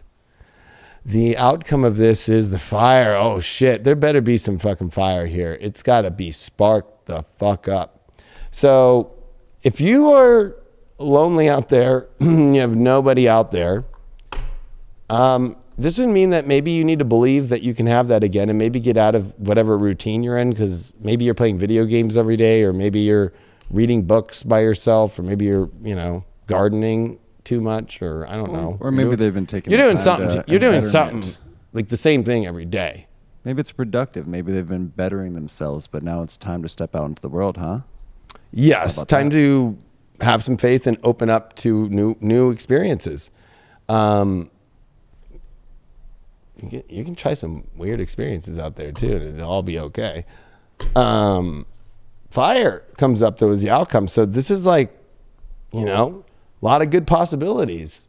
Just as long as you don't turn it into a routine and you keep the life about this exciting new faith and this positive new direction and opening up to good things. Spiritual advice for this is, woo, the Queen of Pentacles. So there's an understanding of like the pheromones here, the beauty, the, you know, the skin, the even the clothes that turn you on or whatever. Like if there's not that, that's why it's just a routine, because you're almost like, girls will close their eyes and just be like, oh, I gotta get through this. Like I love this. I always bring him up, but Pablo Francisco brings up the movie guy who, you know, does the movies, the voiceover. It's like, are you ready? And then he's like, I met his wife. She is fine. And then he does this whole thing where he's like, could you imagine having sex with him? And he's like, oh, yes. And she's like, hurry up. Hurry up. Oh, the look in your eyes. Oh, please. Finish now. And then he goes, coming soon. It's great. But if it's like that, because you're not even focused on anything physical and there's no smell, the perfume's not there, the cologne of the guy's not there, the whatever, there's no sensuality, there's no belief in the same way, and there's no fire, and there's no fucking monotonous, basic, day-to-day, same old, like, it's 6 o'clock, dear. I'm ready for my whatever. 6 o'clock showdown. Yeah, don't put yourself in a fucking situation that you are dreading. Get out. Get out now. I think that's the theme of this week. Get out. Get out. Run. Everybody needs to watch the movie Get Out fucking this week. We are going to pick, to verify this ninth house of faith and this fire, real quick, Queen of Wands reversed for the faith. How are you going to step into this great love that the Queen of Wands knows, where she is fine? If you guys don't have the same belief systems, or you don't see life in the same way, and you guys don't have a positive outlook, she feels like stupid for being in it, because she's like, with the reverse, she does not feel like she's wanting to even be on the throne. She's like, oh, I don't really want to show up and sit next to that fucking weirdo. We don't even see the same thing eye to eye. Gee, Minnie, Christmas, and my cat hates him too and hisses at him. And the fire, we got the 9 of Pentacles reversed. That means that they don't know their sexiness. They don't got that sexy. If they don't got that sexy in themselves and they don't own it, there's nothing more sexy than when somebody that you are with sexually is owning their sexuality of themselves. True. That's what turns the other person on. And when you know that in yourself, when you do that to that other person, that's fucking hot passion. That's the situation that's going on here. If that's all not happening, return your condoms back to Walgreens. No. Never return the condoms. Keep the condoms on deck. You need those around all times. Keep them. Throw out the lube you used with them in the trash. Get rid of that. That's spiritual cleansing at its finest. And go buy a new bottle. Organic, preferably. Make sure you put in the Mars and Cancer in the first house. Well, we did get the big old dick of Mars. And Cancer, which needs an emotional understanding that understands the person and the other person understands the other person deep emotionally and passionately and feels very comfortable. So it's got to have a feeling of comfort. If it feels uncomfortable with the sex, like it kind of feels like a little off, because usually if the sex feels off, it means there's some uncomfort going on. Somebody's uncomfortable, or there's just a mismatch of auras, or there's just a mismatch of something. then that's how you know. But if it just feels like overwhelmingly emotionally good, I think T-Rex has to show up, or the new one, the new. The sex.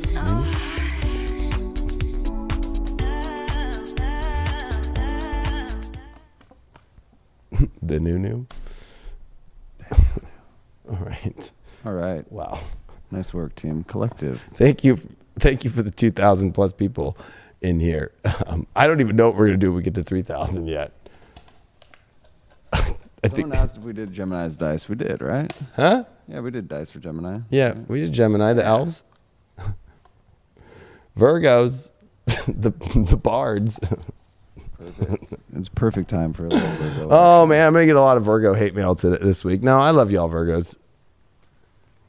Somebody's gotta hold the magic realm together by making sure that the reality still is clean and working in order, because then it would just be a fuck show of fairies and elves and Santa Claus is taking shits, and there'd be no toys being built.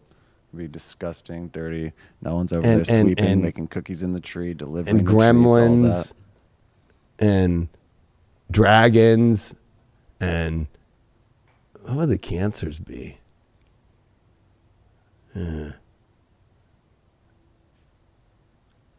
Oh, what were those little they're like little, I think they're in Star Wars or something. They're like the little Ewoks or whatever. Little, like they look like little bears, but they walk around. Mm-hmm. Right? Yeah, it's filmed in Northern California, Southern Oregon area. Okay, so that would be the Cancers. Spoiler alert, it was not filmed on a different planet. Yeah, that's a spoiler.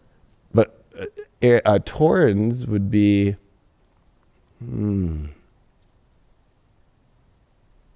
got a cow. What are you trying to figure out over there? I'm figuring out the other signs. Cow, Taurus. I don't know what's going on. But there's some beauty there. So it would be like a fairy. Oh no, you know what? Believe it or not. Oh, you know what? Well, I don't know. Let's not get into this. I'll get way too long into that. Yeah, it's like you're pondering there, trying to dig something up in the brain. But the lights were off. I know. It's Gemini. It's Gemini moon. Fucking Gemini Christmas. It's great time to get the Love Masterclass though, Virgo, and join right now so you can learn to attract and not be the bard anymore. So you can go to theleoking.com or you can go to highvibe.tv.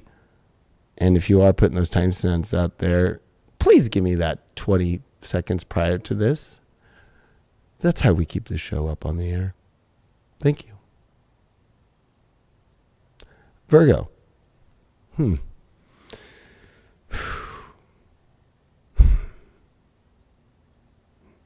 I know it's a little weird. This is some very confusing love situations going on for Virgos in their life, with the Sun and Neptune meeting this week in your 7th house, Mercury leaving a retrograde in your 7th house of relationships with Pisces and coming into the 6th house where it gets stressed. Okay? And it's trying to figure out reality. It's confused in love with relationships, because then you've got South Node, Mars, Jupiter, Pluto, Saturn, all in the 5th house of love. But the good news is Venus comes into Taurus with Uranus. But before that, it's going to be in Aries in your 8th house. So it's like you're blocking, or you're being too much. Like I think last week I said the detective. Well, now the detective is now meeting up with Saturn. That's kind of like Saturn saying, like, I'm in your 5th house of love trying to give you love, but you are just like a dark figuring out, and you're pulling away, and you're, untrusting, or you're blocking your sexual energy, or you're prude. And here comes Venus coming into Taurus in the 9th house. Like you need to have some wild new experiences in your love life. Come on, Virgo, you need to expand. Time to expand, try new things, try your love differently, experience love, true love, True love. True love. True love. You wish. So, gosh, that would be like the typical weird Virgo bard too. So, or Capricorn. Sorry, that would be Capricorn. Yeah. So, fuck me. I'm going to leave it with that. This is a tarot show. Oh, by the way, there is a full moon coming in your sign Sunday into Monday and Sunday night. And that's the dilemma, is your ego. And is it all in alignment in your identity with the relationships? Or are you against it? Or gosh, this is complicated, Virgo. You're in a complication. We're going to have to use some cards because the astrology is like you are battling your own self, your own heart, or you're dealing with people that you know you shouldn't be with. Or you're just prude right now. In a case you missed the beginning, we do not go in order. We pick them randomly from a red cup. So that's why it's not in order. Yes. Yes. Because that makes it more divine. That means that you all know when I do these cards and they're shuffled that they were not shuffled in order for the divinely thing that you think it would be. Like, it's random. You got to throw that Uranus. You know what Uranus is in life? It's a fucking red cup full of fucking 12 fucking zodiac signs that you have no idea. It's fucking Keno. It's the lottery. All right. I'm praying for you, Virgo, this week. Confusing stuff. But I think a lot of the confusion is that you're really picky. And sometimes you can be prude by even, let's say, Virgos can have a one-night stand and then be prude. It's kind of weird. So, like, or just be prude and whatever. Like, this is about your prudity. You've already been through puberty. Why add prudity to block out happiness and love? That's deep. 6th house of routine. Wow. You're just in a picky place doing the same old. And I think that you have gotten yourself into a routine that you're either blocking relationships or you're just in relationships that are routinish. And I think that that's a problem with all this 5th and 8th house. That's a problem with this 9th house Venus. That's a problem with the full moon in your sign. That's a problem with the sun and Neptune in your 7th house. It's all the opposite of what routine should be. That's the issue, is you become a routine bitch. I'm on a good one tonight. So that routine shit needs to go. Like, why are you just living in a basic routine shit? Really? Really? Where'd you go? Where'd you go? I'm hiding in the darkness. I don't know what else to say. We're going to get a little deeper on this routine thing when we do a clarifying card and we do the rest of these cards. But it's like with the astrology, this is so counteractive. I know you're being your good Virgo self, but being the good Virgo self at the moment, now that Regulus is in your sign since 2012, it's like, come on, you're the regal one now. Like, come on. Like, did you really just come down here to fucking operate like AI? Sometimes we need those robots. 4 of Cups reversed is their challenge. Gee, fucking, wow. Deny, just like, no, nothing good is ever going to come in. I'm not going to let anything in, or nothing good ever could happen. This is an emotional belief system that is causing the routine, is that you just don't believe anybody ever is going to show up good. Or that anybody's going to be on the up and up, or anybody's going to be perfect the way that you want it to be, because the perfectionism.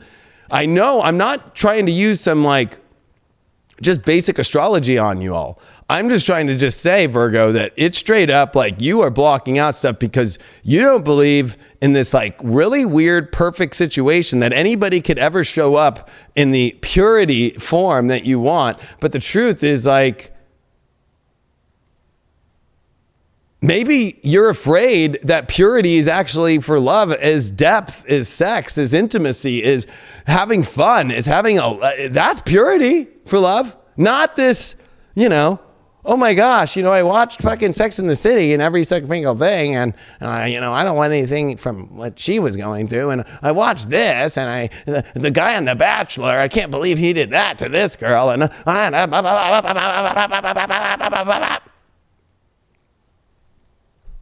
this is like worse than chastity belt. Oh my God. Jealousy. Gee, wow. Oh.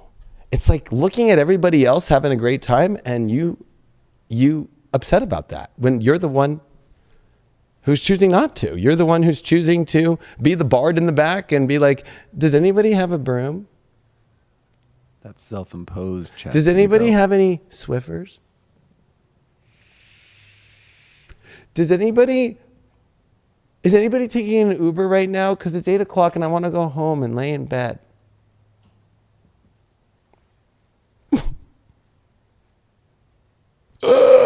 Because I was triggered because I saw people in the back making out and they actually looked like they were really huffing and puffing and having a good time. Woo!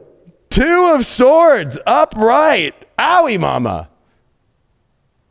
That's your spiritual advice. That's you need to make, you're at a crossroads. And the crossroads is that you don't think anything great could come in and you're not allowing anything good to come in, literally. Let's clarify that 6th house. The Hangman reversed. Okay, I get it. You like your freedom. You feel like you're in a place and maybe you're like enjoying life because maybe you felt stuck prior. But I think that what the challenge here is that you're at a crossroads because you've created this mental kind of block around that nothing good, you shouldn't let something in or whatever. And it actually is hanging you from the love that you want in your life. So even though you're free in your routine and in mundane reality, you're missing out on everything else. Why did you get jealousy here? Yeah, that's interesting. Queen of Swords upright. This is just a cold-hearted, like, I am focused on this. And again, this is very analytical reading here. This is really stuck in the mind. We've got 2 of Swords. We got Queen of Swords. We got fucking straight up the 6th house. Like, Mercury is going to retrograde in your 6th house this week to help you unstick yourself, I think, because the whole part of Virgo is, why do you think Aquarius is your 6th house? Because disconnection from routines is the only way to move forward in a life of a Virgo. All right, we're going to pull Ganesha because this is just,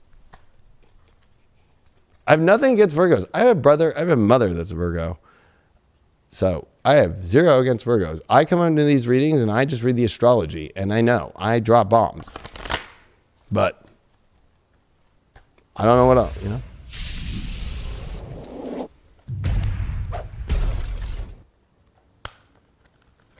Sorry. It's a self-imposed, a self-limiting aspect of it that can be frustrating. It is jealousy of almost, we look at the outside world. When we do become jealous of situations, we do that and we put the pressure and say, why can't I have that? Why can't I have that? And we end up internalizing too much and kind of sticking ourselves back in this cage and looking out from behind the bars when really we have the key. We can walk right through. We can let ourselves out. If you drop the jealousy, if you just exist on your own plane and go and get what you actually truly want. Yep. Somebody put, don't touch me. It's like, yeah, that kind of energy's around. Ganesh is going to help fix this, right? Let's see. Enlightenment. You're self-enlightening your own self about the situations that you have created that have blocked you from all this and put you at a crossroads and denied you of great things. And I think that the enlightenment is that it's been self-induced, not from external forces or somebody else. Mm-hmm. That's the issue.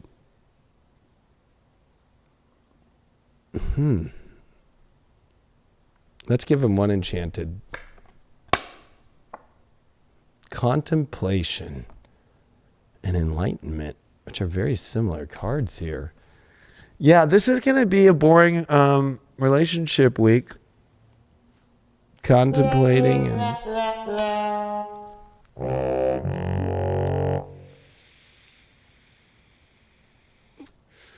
have fun on that bench, contemplating all the things I just told you. At least it's easily fixed. Well, not necessarily easily fixed, but at least you hold, the knowledge within to get yourself out of that situation. You put yourself in the situation, kind of take a few steps back, look at the path that you took that got you there. I'm sure it's paved with some wrong turns, some right turns along the way too. I just feel that it's just a situation. Virgos are too uptight at this moment. I know that they get that as a generalization, but this is just showing that it's just way too uptight. I know they're making breakthroughs, but as a Leo, I am trying to help Virgos through their biggest fifth house Leo transit of their lives with all this Capricorn. That's their fifth house. Like, you need to have fun. You are going through, you're living in such a stressful reality, and it's not coming together the way you want to because you forgot about having fun. You forgot about doing the things that make you have a good time. You forgot about having the true fucking love, the true fucking fantasy of life, and fucking part of that, fifth house, if we're going to talk about the sex stuff, because even though the eighth house rules intimacy and depth and all that shit, but the fifth house also rules pleasure, like pleasure, just fun, flirting, making out, going to the movie theater, hitting second base, hitting third base, hitting a home run once in a while, fuck. Do we do the dice for them? I don't think so. No, we didn't, but we'll do the dice for them.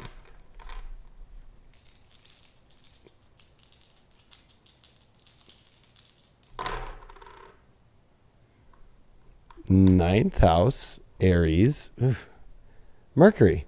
Oh, it's time for you to take your mind, open up to the things that you want in your life and go experience them, and have your mind focused more on experiencing what you really want and experiencing new experiences and curiosities instead of the opposite, and denying yourself and staying into this like place where you feel like you have to figure out like more about, no, I have to figure out my own little world and I need to, find peace right now in that. It's like, that's your fucking issue. You're in a routine where you feel like you have to keep doing work to find some sort of your own inner peace or whatever. Like, God damn, this new age shit gets really old. I need to work on myself more. I need to figure this shit out more. Oh my God. Like, some of this new age community shit's getting a little too far, like, progressive, making Bernie Sanders look fucking way right.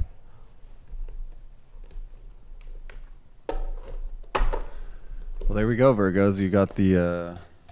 Speaking of Virgos, who's a Virgo? Bernie Sanders. Do you think he's getting fucked? Just go watch him on stage. Bernie's fine. Bernie's, I'm sure, is very sensual when the doors close. You want me to call Bernie up and have him give you a massage? Bernie could give me a massage. Cancer. I wouldn't be opposed. Feel the burn a little bit. Oh, I only have one cigarette, and after that fucking reading, I'm fucking smoking this damn cigarette. Fucking Jeep Mini Christmas.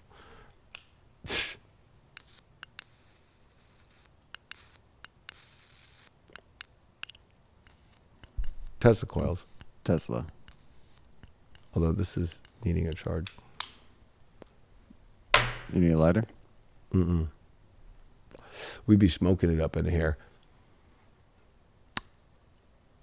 Cancer, are you ready for the Love Masterclass? Are you ready to join it right now and learn how to attract and maybe not be so gullible? Check out my love course. It is at highvibe.tv and theleoking.com. And if you are timestamping this video, please make sure that you keep this ad at the front. That's how we keep this show on the air. Thank you so much. All right, Cancer. I'm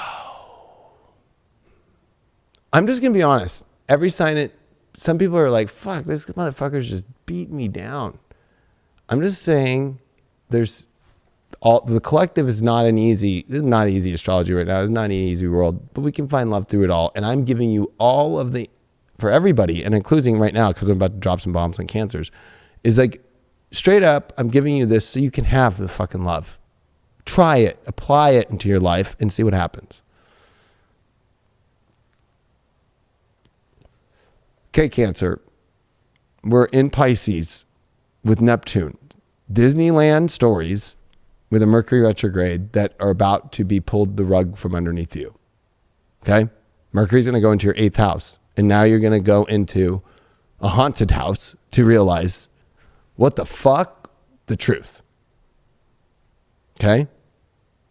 That the stories that you've been thinking and trying to see, they've been great, but they've been just fantasy stories, not real ones yet, at least. And with Venus finishing up here in Aries, which happens to be in your 10th house, squaring Saturn in your 7th house of relationships, there's definitely some troubles in paradise when it comes to like either you're dealing with a partner or you like a partner or your job is in between the kind of partnership you want, or they're not stepping up in their job much, or they're not making enough money, or you're feeling like you're putting too much in the relationship when you should be putting more in your job, or it's holding you back. There's a lot of that shit going on, Cancer. Then we got Venus coming into your 11th house with Uranus, which is very wrapped up around experimentation with new groups, new friends, new circles. You got to get out of that same group of girls or whatever that you hang out and watch The Bachelor with, because there's other people out there that could meet you with partners or lovers. If you're in a relationship too, it means that maybe you guys are hanging around the wrong people. Maybe you guys need to try something different. Maybe you guys need to do something a little bit more wild too. Especially with Mercury retrograde in the 8th. Maybe you need to fucking get a little whip and chain out. But I think for single Cancers right now, I think that there's the illusion that, especially Mercury retrograde in Pisces is at fall, and it's already at detriment in the 9th house. So that's why I said that you guys can be gullible to creating your own stories and believing them when they're not maybe true. And then the 8th house comes in Aquarius and shocks you and goes, listen, Cancer, like I know you get really emotional, but I got to shock you with some truth here. Like, this is really what it is. These are the real dots. This is not like some clouds that you created. So with a full moon in Virgo coming, which happens to be in your 3rd house, facts are coming to real fruition and not delusions that you bought. You know, I remember when Instagram first really started doing like advertising, right? And I remember the Korean companies were selling these clothes that for men that look really badass. So I bought them and I got my size, which my size is like 32 for, right? 30 or 32, right? For my waist. I tend to wear tight pants, so 30s. And then like shirts I wear small or medium. So I put medium. When it came, everything was for like Korean small or medium. I'm 6 foot tall. I could not wear this if I was in 7th grade. I couldn't believe it. Tried to return it, wouldn't return it. That's the kind of shit the Cancers are going through. These, like, look at this picture, look at this way that it looks. Oh my gosh, and then this week it comes and it's like, what the fuck, it doesn't fit. I thought it was gonna all work this way, and oh my gosh, and let me see. There's a lot. You haven't had Mercury retrograde in Aquarius in a minute. So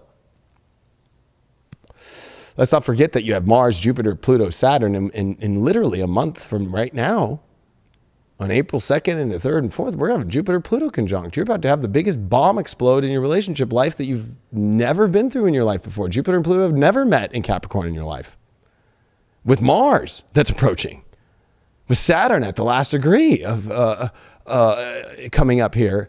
And then coming into Aquarius, which is the truth. And in dealing with some of these issues of truth and connectivity and intimacy that are not maybe meeting. Like you're just in handshakes. You're not in passion. Man. Or you could have passion, but maybe your job blocks it, or maybe they're not job, or maybe there's a lot. This is... I know Cancers are going through a lot because this is the most relationship fucking shit any sign will ever go through. And it's Cancers. And you got the North Node in your sign. You got to focus on what your needs are and what your deep wants are, but you just keep putting it in the other person. Oh my God. 8th house, death, rebirth, endings and beginnings. Lots of truth coming out this week. Also, 8th house does deal with sex, although, you know, maybe there's some passionless energy here. That's what I'm feeling, especially with the Mercury retrograde in the 8th, like really starting to see like where there's a lost passion. And a renewal must happen. So that's why I'm saying, like, you better get to fucking your local sex store and get fucking something, try something. And if your partner or you are weird about that, like, nothing against you all, but I mean, do you guys have 2 twin beds? Your challenge is the 3 of Wands upright. This is a very hard challenge because it's the visions that you had of what you wanted the ship to come in and partnerships and stuff is not shown up. So the ship isn't showing up. It's almost like waiting every day, like, oh, it's coming. I remember when I was broke, no job, unemployed, and I remember I'd send out a bunch of things, and remember monster.com, like all that old shit. I remember I'd sit there every morning and be like, check on my email, the job's coming in. Send out more things, send out more feelers. No response. So that's like the worst feeling in the world, in my opinion, one of them. So it's forcing you to look outside to different ports of entry and different ports to maybe exit from, or just different visions in your life about where this is all going. Because I think that the story is not the way that you expect it to be, or that you thought it was going to be, or you created a story that it's really not the way that it is. And this is this 8th house. Like this is bringing you to your rawest form. This is bringing you down to fucking some really deep seated, real fucking weird shit. Or if you're living a life that, you know, you're hiding something, oh man, not fun. Or you have to hide yourself. How are you going to have a partnership if you have to hide yourself? If you're a single Cancer, you're hiding something. You don't want to reveal your true self. Do you think that Aquarius in the 8th is going to connect you with people if you are going to be not truthful, like, or you have to hide something?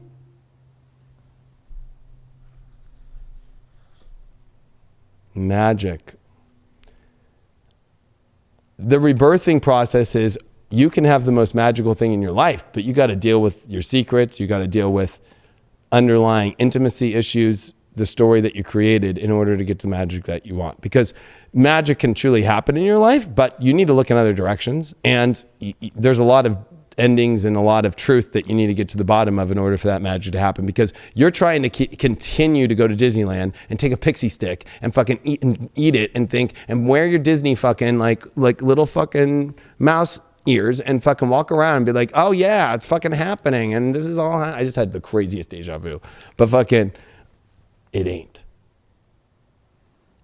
There needs to be a death of some sort of fundamental belief that you've been building this relationship on, or the idea of what the relationship should look like. Yeah, and the spiritual advice is the 4 of Wands reversed. Ooh. So maybe you do need to pull out of what you think is so celebratory, or, I mean, this is the marriage card in reversed.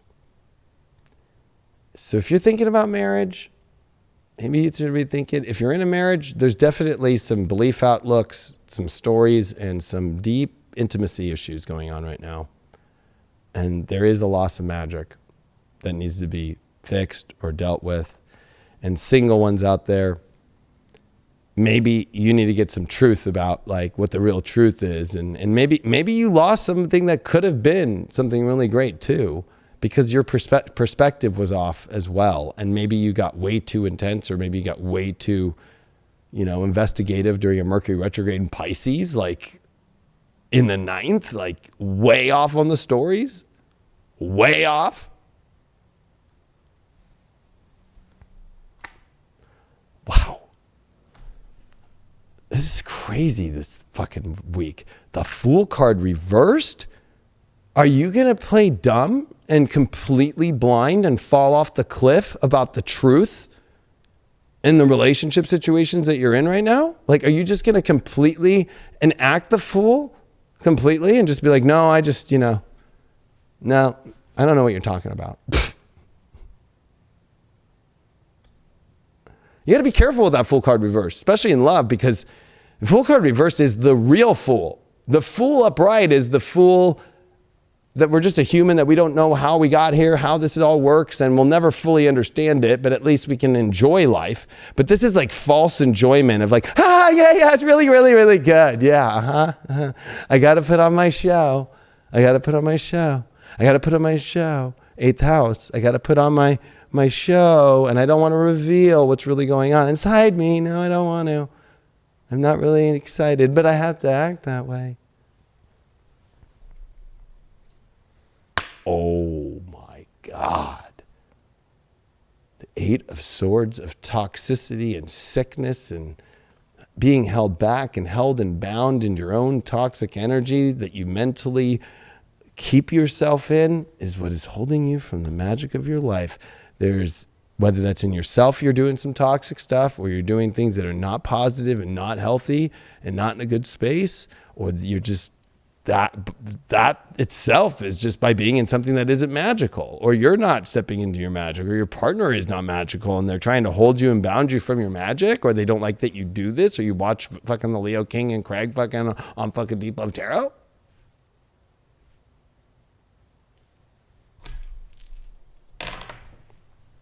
Wow, they got a kick out. They got a kick out. Oh, I cannot make this shit up. Everybody sees it. Libra, 7th house Venus. This is going to be one of the biggest relationship weeks that I feel Cancers have been through since the eclipse season. But I think that a lot of the eclipse shit is all coming up now. You have to really see if you're in the most legitimate relationship shit ever. If you are really in an ability, if you're single, to even have a relationship, because you're going to come from a place where you can truly be in one, or for other Cancers that are in relationships, like this is the biggest way out ever about if it's truly really balanced or not, and if it's the real relationship or not in your life. There's a lot of really harsh stuff in here. I'm going to give you one enchantment. You know what? I can't give you enchantment because you've enchanted the shit out of something that is not. Wow. You got healing. So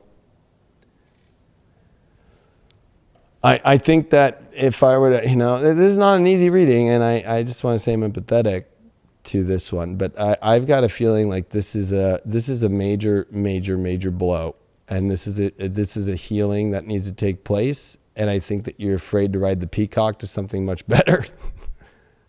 Like the peacock spreads its wings and nose, and part of the healing is by spreading into that peacock, that beautiful energy that you are.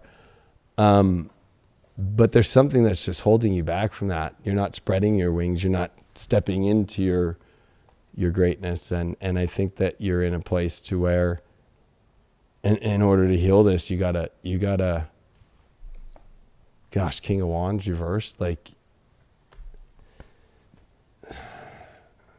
if you're a woman, you're dealing with a man, like you're dealing with somebody who acts like a king and ain't.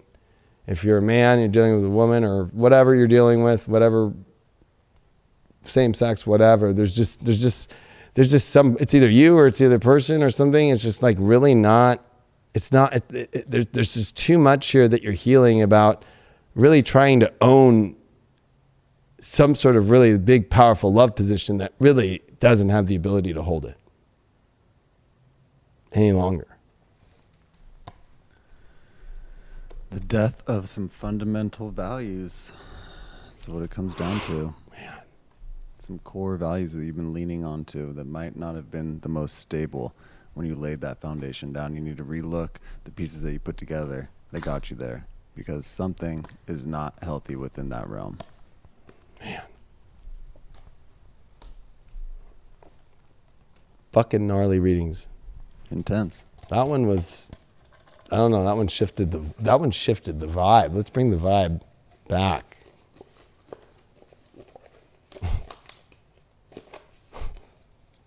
They're all like, we need to, I think, make new ones. Sag. They are pretty old. Sag. I think I've only replaced like 2 of them. Sag.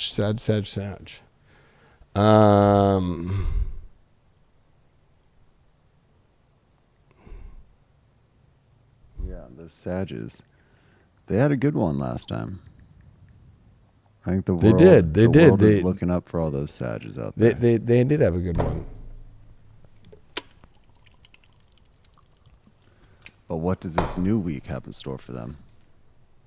If you're a Sagittarius, you check out the Love Masterclass. That's on highvibe.tv. This is the 7 weeks that we still have ahead of us. So be part of it now. Even if you can't be part of the live parts, the recording is part of the whole school, and I don't do the live to make it feel like you missed out. So check it out right now if you want to find out more information about attracting the best love in your life, and especially, Sag, you've been through a lot. So go to leoking.com or highvibe.tv and join today and be part of it. It's an 8-week intensive, and this will shift your love life. And no astrological knowledge needed, correct?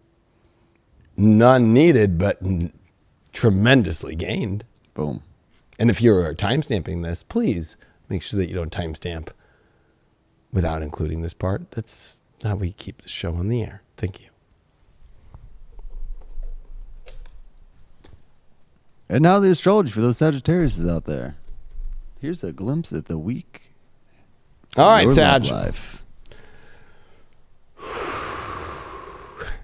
Goose fraba.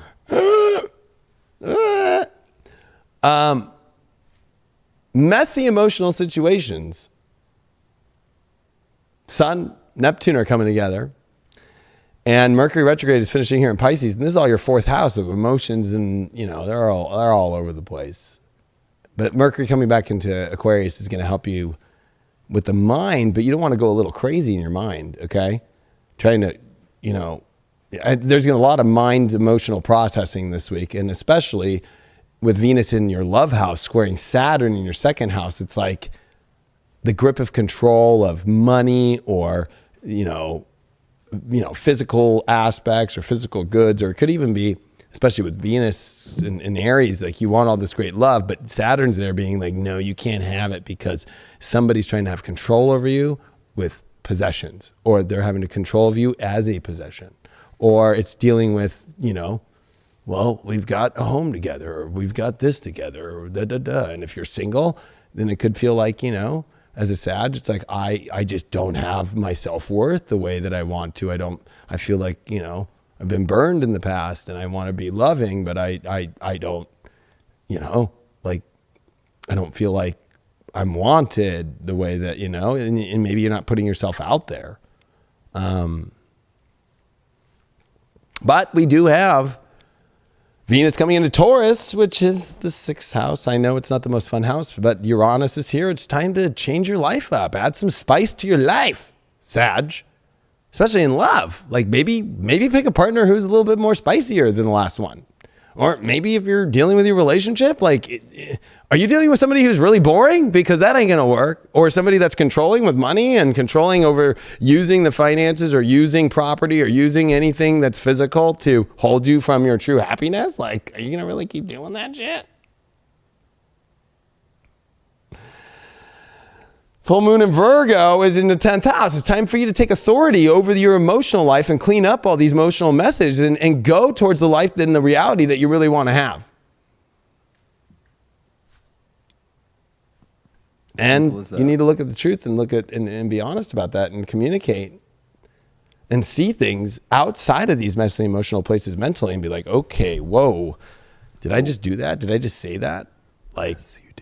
Or am I really doing that? Am I really just in that really weird emotional world? Like, because I feel that Sag just kind of got lost or maybe tried to cover up some of the emotional stuff. Like, well, like, oh, I'm okay and I'm going to escape here or do this. And then it's like, uh-oh, what? Mercury shocking in the 3rd. All right. Wow, you guys got your own card as the first card. You need to focus on you and what you really want and what you want to see in your life and expand on right now. Come on, Sag. You got to be back into you. You got to see the future. You got to see the goodness. So this is good. This is good. Core values. It's time for you to get what you want. It's time for you to get what you really want. But you have to be able to see what you want. You have to be able to go for it. You just can't fucking like be like, oh, I see it, but you know what? I'm working on myself. And, working on yourself is getting what you want. I'm sorry to say that's the first house. And I know that all the spiritual community is triggered by ego, but it's like, you're just going to be sitting fucking for their whole entire life on the toilet and fucking never going for anything in the life that you want. Working on yourself. Working on yourself is getting the life that you want, and the persona and the self. That is the first zodiac sign, the first house. Self first is not selfish. Fucking along. There's sirens going off around the studios right now. That's in any reading a sign. Wake up. It's emergency time. Get the experiences and get the biggest vision and beliefs of the love that you want in your life, Sag. What are you doing? You got the death card reversed. You can't let go of something, man. You can't let go of someone for the past. You can't let go of a relationship right now that you don't want to be in. You can't let go of so much right here. You're just not ready for change. And that's the issue, is the challenge is that you just can't let go of somebody. You just can't end it. It's like you're still obsessed. Death card reverse is like a weird obsession with like a dead body that's not even dead. Maybe somebody in a coma and you can't pull the cord. Obsession, my favorite pastime. Love it. Yummy. Love it. Yes. Dig deep within. And in this deck, I just love the way, like, let's look at it upright. Like, look at, it's like, ooh, there's a little bit of that beauty there, but they're all kind of, I do like the skull and the big wings up there. But with it reversed, it's like,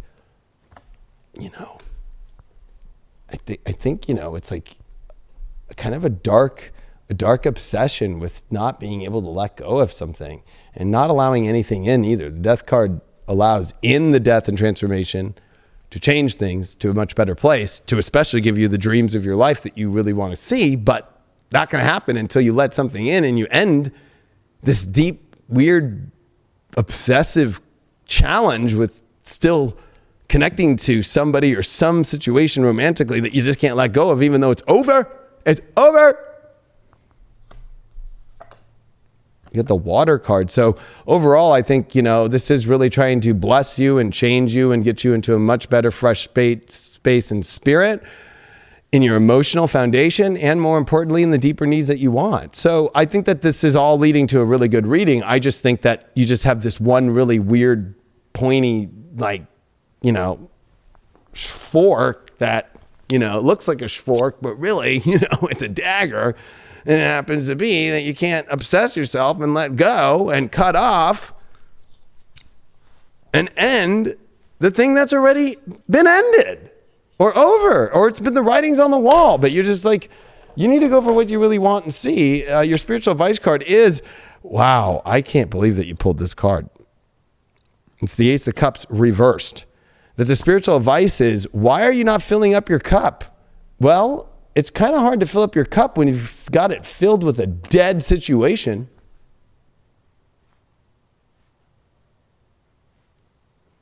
Hey, do you have any extra dead zombies that we can just pour into this cup, Craig? I do. They're in. I would love some more dead zombies to pour in my cup. And when I drink it, I will not get any nutrients from it or nothing because it's all dead. So you want to drink the zombies? Or something that's not there that I'm obsessed with. So do you just have some air to fill my cup up with, and I'm thirsty and I'm dying for thirst and emotion, but there's nothing in the cup? Because I won't fill it? Because I keep filling it with an obsession that's not there, that's dead?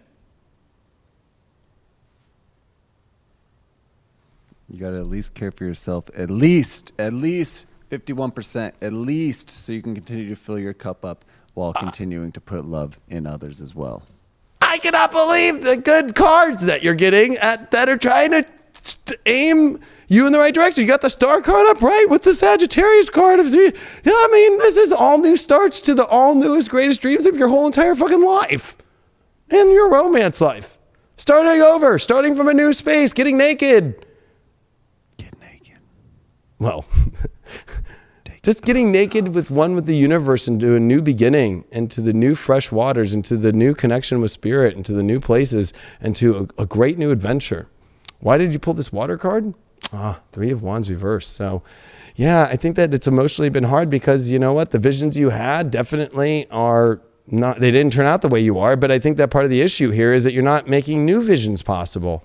You're still holding on to old visions, old memories, especially with the Death card reversed and with the Three of Wands reversed. Oof, there's something to say that you are emotionally playing out old memories, or that you're still attached to old situations and you just like are trying to keep reviving it. And it's like a toxic obsession because it is not a ship that is going to come in, because the ship just continues to let you down in a weird way and it's just not working, you know?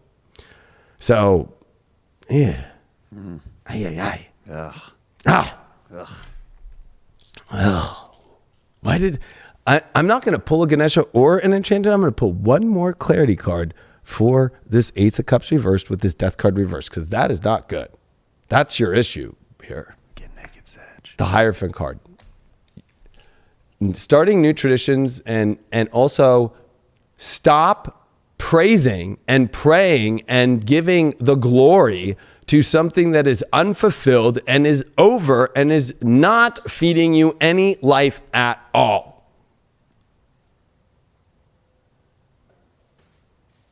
You know what's weird? Little Epsom salt bath. I think that's Is what the those Pope Sages need. The Pope is Sag CV. and CV. CV. Dry cough. Fever.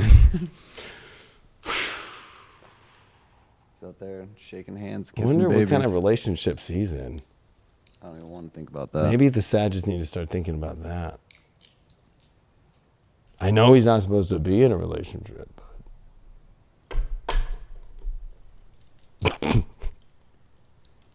Maybe he's got a Romeo and Juliet type of situation going on. Little Lamborghini coming up the back, fucking picking up the Pope.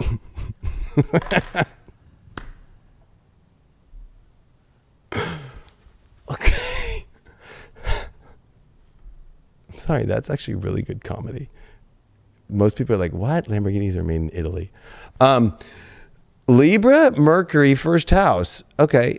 It's time for you to look at the facts about what you want in relationships. And if they're not being met, there's an imbalance there that you need to be clear about. But I think that also you need to communicate what you want in relationships. So if there's somebody that you want to try something with or whatever, take the chance.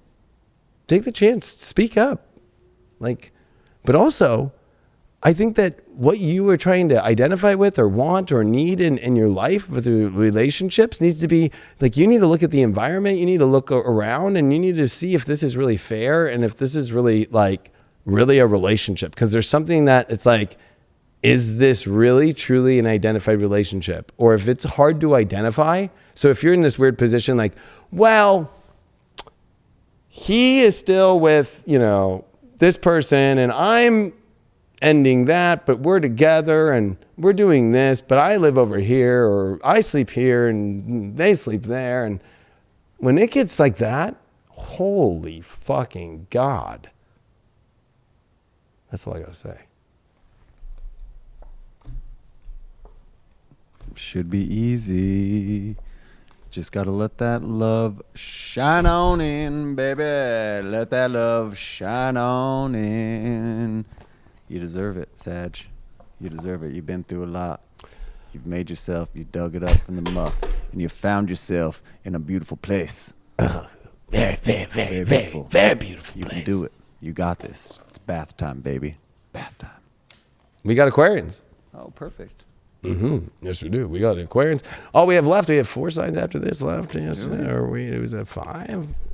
I feel like we've got like 6 Yes, left. that's 5. We're only halfway through. Shit, we gotta get this show on the road. Gotta get this show on the road. Well, we hit that 1K and that 2K quick.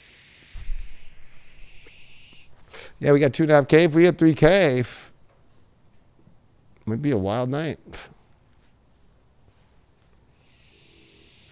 Aqua's in love, just flowing through the universe, one glimpse of greatness at a time. What do you think, Davey boy? Those aquas. You're going to get some love. You're going to get real freaky out there, huh? Okay, Aqua. You should join the Love Masterclass because attracting your partner as being an alien like you are is not the easiest thing. But you actually do attract people pretty well because you are alien. But let's get deeper into why you are such an alien. Why don't you check out my Love Masterclass that I am doing right now? We got 7 more weeks left. Be part of it. It's super cheap and it will literally make you understand your whole entire love life and the partners you pick and your partnerships and all of it in between. I have so much there by just going to theleoking.com or highvibe.tv and checking it out. And if you are timestamping this, please make sure that you timestamp it with including this message because this is how we keep this show on the air. And the videos are stored on there. So if you do miss a week, anything like that, the videos are just on there. So you just, boom, you log in. And every time that he does a video, it's updated. So right now you can go in there after this show's done and you can watch the video from last week. Yes. Thursday, there'll be 2 videos. So on and so forth to the end of time. Aquarius. We got Venus here in Aries that's going to square Saturn in your 3rd and 12th houses. So I think that you're confused right now as hell, especially if you just mix all of Mars, Jupiter, Pluto, and Saturn in your 12th house. This is confusing in the mind of trying to figure out where relationships are going at all. Maybe feeling spiritually blocked. Maybe you're hermited out, like super hermity right now and just doing the basics. Super hermits? Yeah. Aquarians are playing super alien hermits right now. But maybe not for work, but personal life with Uranus and Venus going to meet up. This is where the issue is that this is trying to liberate your personal life and make it abundant and make it beautiful. And you have to try new things and you got to be an Aquarius. You got to be a rebel and you got to try new emotions. You got to connect emotionally and do some weird emotional shit to actually stir up the fucking personal life here. Because hermiting and Uranus in the 4th and being a hermit is not a good thing. I have Uranus in the 4th in my chart and I'm a fucking crazy motherfucker emotionally. And you know what? My fucking life feels fulfilled when I am a fucking crazy motherfucker. So, I'm not afraid to try personal shit out. Like, fuck it. Like, throw it up in the air. Fuck it. But this Pisces energy is dealing with self-worth with Neptune there and the vulnerabilities there and Mercury retrograde. So it's almost like, am I really putting myself in situations that I really don't really want to hold or be in right now? And then, oh gosh, Mercury retrogrades back into Aquarius, my own sign. Oh my God. I have to really look at what I want in my life and what am I going to do to spice up my personal life. And this all has to do with what you attach to and what you want and whether or not you have the value in yourself to go get it or you're not, or if you're being valued at all, if you're in a relationship. This full moon in Virgo is the 8th house. It's about you getting deep and to the deep needs that you want and stop. I don't know. It's not even about blocking. I think a lot more of it is like finding a way to, I know you're going with the flow and keep doing that, but I think that there's some part of it where it's like you can still go with the flow and still go for what you want and investigate deeper and have passion in your life instead of, I don't know. It's weird. Virgos and Aquarians are kind of like trying to understand a lot of weird things. It's just really weird. There's just a lot of confusion here about what is to connect with, what is not, it's lost in space. Will Robertson. Wow, holy snaps. This is going to be a major week for you. You got the lunar eclipse card to change. Beep, beep, beep, beep, beep, beep, beep. Whoa. This is a major card because the lunar eclipse comes in to shift the whole entire emotional paradigm. And it always comes in because it's saying that, you're at a place to where these things need to change. And I'm going to be honest, she is fucking creepy. This card. Mm-hmm. Do you want to go on a date with her, Craigie? I mean, she seems like she could be a nice, soulful woman. Lots of. I don't know. It looks like she's delivering fucking something from DoorDash from hell. Uber Eats. Get your devil wings. So I would just say that this is a purge. This isn't a big emotional purge for you, but it's positive. And I think that it's interesting that we're going to see the moon coming in full in Virgo in your 8th house about maybe that is already a transformational house to have a change. But I think that this is about really making change, about having more of what you want in your life and believing that you can have it, and making changes that allow you to actually have the love that you want to have in your life, and maybe shift your relationship because something needs to change. It's a catastrophic event that needs to change this week. That's going to happen. I know catastrophic sounds scary, but lunar eclipses are very, disruptive in the force, and they disrupt things because it needs to make a new shift emotionally. We get too comfortable, and you have Uranus in your 4th, you have the Venus there. This is like where your comfort and the way that you've always operated emotionally is not working. And I think this is what's making Aquarians go crazy, is the fact that you all are really weird emotionally. You guys are stubborn emotionally. You guys want to only feel the way you want to and escape when you want to and have all the feelings in the way that you want to. But Uranus is literally just fucking destroying all that and moving you in a new place emotionally that you've never been before. So keep moving the emotional places to places you've never been. Try new things, try new experiences. Justin Timberlake went and held the hand of a fucking girl that he was on fucking set with and got fucking screamed at by Jessica Biel, but it was just a friend thing, supposedly. But maybe that was an experience emotionally that he was trying differently, was holding the hands of somebody that fucking was a friend. Who knows? But it's situations like that where it's like, you got to try some new shit here. You got to change shit up because, gosh, I'm feeling like what is it called? I'm feeling like a backup clogged toilet energy that needs to just, we need a plunger. And your challenge is you are hermited out, 4 swords. You're over resting. You're taking your time. You're just like over meditating, over processing things. And that's the problem. And that's why there's this huge change coming, is that you've just been, you've been resting way too long. You've been just kind of, I'll be honest, like a little bit zonked out. And maybe this also could be like, maybe you're just hanging out at home too much, or maybe you're hanging around your family too much, or maybe, it's like, there's kind of like this just continuing to do the same thing over and over, of just like chilling and like kind of just hoping for this big major change to happen. Well, it's going to fucking happen. I can't guarantee you that it's going to be positive just because of the fact that you waited till the very fucking end. Or it's like the suppression of our own voice and true emotions that those aquas have been trying to get out. Now it's starting to gurgle up and kind of push and force its way up through you. Are you going to let it go easy, or are you going to continue to fight? That's up to you. Oh, wow. Your overall is a new moon. Look at this. We got a lunar eclipse. Then we got a new moon.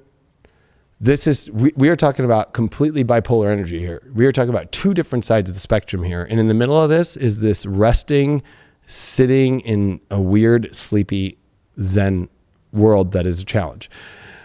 The overall is that you need to start something brand new, and that's going to only happen when you make a major, intense, radical, extreme emotional shift in your life and change. That you need to experience relationships emotionally different, that you need to change the way maybe you're going about relationships differently, that there's definitely also, especially with the lunar eclipse, the end of an emotional situation. So it's like maybe you're still attached to some old emotional person, or the emotions in a relationship that you're in just need to go through a major change and overhaul, or there's just something where you've been just kind of waiting for something crazy, and so you're going to get a whole new direction. But this is a full moon week, and it is a week with a lunar eclipse in your reading here. So, it's about passions. To start a new passion in your life, you're going to have to make some endings to some things that have been blocking that passion. You did also get the 5 of Pentacles reversed. So, I think a lot of it is that you have been just kind of in a sorrowed place of feeling, especially not more sorrow like emotionally, but I think a lot of it has to deal with this feeling of like that you have been abandoned, or that you are kind of like spiritually handicapped a little bit here, or that you've been given a bad hand from the universe. And there's also a little bit of self-pity going on right now, and that has to end. And I think that's part of the thing that needs to end, is that there's a lot of self-pity, and then there could even possibly dealing with, and maybe call a doctor or something, depression. I feel that this could be like a lot of depressed energy of the way that things have been going in your happiness and romantic life, because it's not really going the way you are. You could be doing some really extreme, wild things to try and cover that up, but that might not be positive, because there is kind of a little bit of a pity party that things aren't going the way that you want to. So you're just kind of like, I'm ready to give up, but there's this great new moon coming. Your confirmation card on the lunar eclipse changes. You're at a crossroads.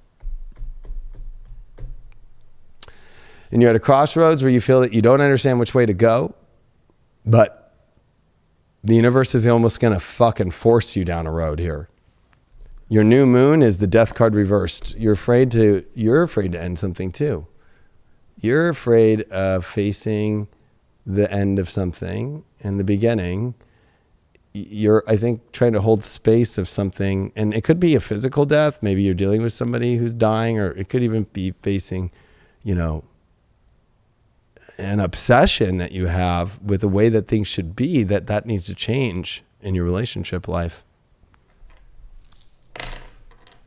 5th house, your Neptune with Pisces. So this is about,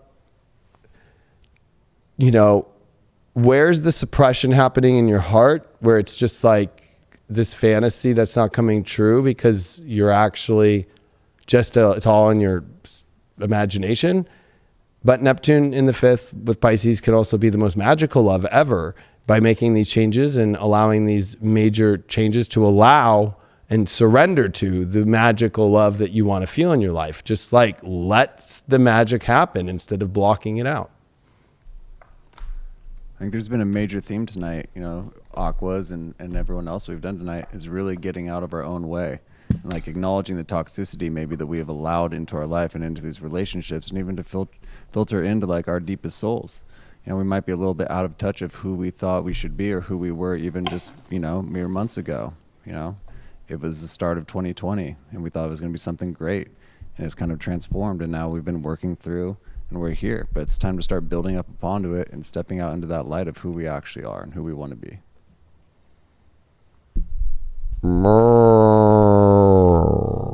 Torrens?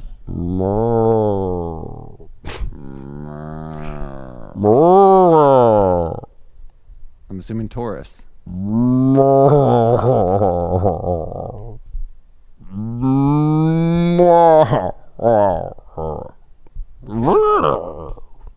we go.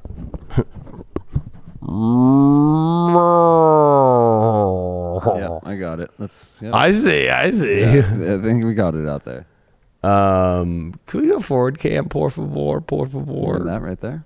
Because I think if you were a Taurus out there, I think it'd be a great time to mount up. Mount up. Get up, Taurus. Get up and get that cow moving out of those pastures into greener pastures in your love life by registering now for the Leo King Love and Relationship Astrology Masterclass, brought to you by highvibe.tv. You can register at highvibe.tv by clicking the Love Masterclass, or go to theleoking.com. It's real simple. I have a pop-up right there. It will totally help you get into much greener pastures in all situations in your love life by understanding yourself, to other people, to your love story, other people's love story, how to attract better, and more importantly, how to do this all on your own so you can do it always, forever, for the rest of your life. You could apply all of these things. That's what I'm teaching, to where you got this for the rest of your life. That you're not going to be using bullshit apps like CoStar and all this bullshit. The real shit. Check it out. And if you're timestamping this, please play this portion. So this is how we stay on the air. Thank you. This is how we do it. This is how we do it. All right, Taurus, this is a major week for you because you are at a big moment. Suns in Pisces, this is the 11th house. There's a lot of people that you're dealing with in life and trying to find your place in the world, Neptune and all that. So when it comes to relationships, it's like, what's the exciting world you want to be in? So choosing partners or looking at your partnership and trying to expand into more exciting things in life, that's important. But what is the universe is asking for you to go find, where is the world that you want to be in? That Mercury retrograde, though, is going to come back into Aquarius, which is going to be looking at your career. So, picking partners right now and looking at partnerships where they have some sort of career that you're interested in, or that you would want to be part of, or you would be sparked about, because there's some really weird career stuff that you have to rethink here with Mercury retrograde that's going to start by this midweek. Venus in Aries in your 12th house going to score Saturn until Tuesday night. This is about 12th house stuff, and Venus squaring over to Saturn in the 9th. It's like, there's, Venus in the 12th could be a little hidden. Maybe you got something hidden there, or you're just kind of isolating, but Saturn's trying to expand your life into something great. So why are you blocking expansion by hiding, or by maybe you're hiding something in, Venus in the 12th can hide things. But the good news is Venus comes into your sign, Taurus, to meet up with Uranus to give you this exciting moment in your life about really finding, partners. You're going to be very attracted energy because Venus is going to be in your signs. People are going to be attracted to you, and Uranus of, this new you. There's going to be a new you coming out this week. And does that fit in with the relationships you're with? And maybe that new you is connected to relationships that are actually taking you in a whole new road and a whole new direction that you've always wanted to go in your life. So there's some really positive shit here, especially with a full moon in your romantic house of Virgo. That's your 5th house. With the Pisces 11th house, this is the world and the love stuff. So I would say that out of all the zodiac signs, Taurus got one of the best weeks. Let's see in the cards what's going to play for you. You got the moon. So you're dealing with some pretty emotional things right now. Even could be the past. And I think that this is what you need to confront, is where your feelings are. Because I think that a lot of it is, there's a lot of entangled feelings from the past and new situations in love and stuff. And you either got to subconsciously get rid of, your patterns of emotions that are dealing with the past. And you need to step into the soul and where you're at now. You need to step into that, and you need to find relationships that are willing to give you their soul emotionally, and get rid of the relationships in your life that are not giving their soul and emotions to you at all, and are like tricking you or just like pulling on your emotional cords. Because you could be torn a little bit here. The moon card definitely, especially with the soul, this deals with a lot of subconscious emotional energies here.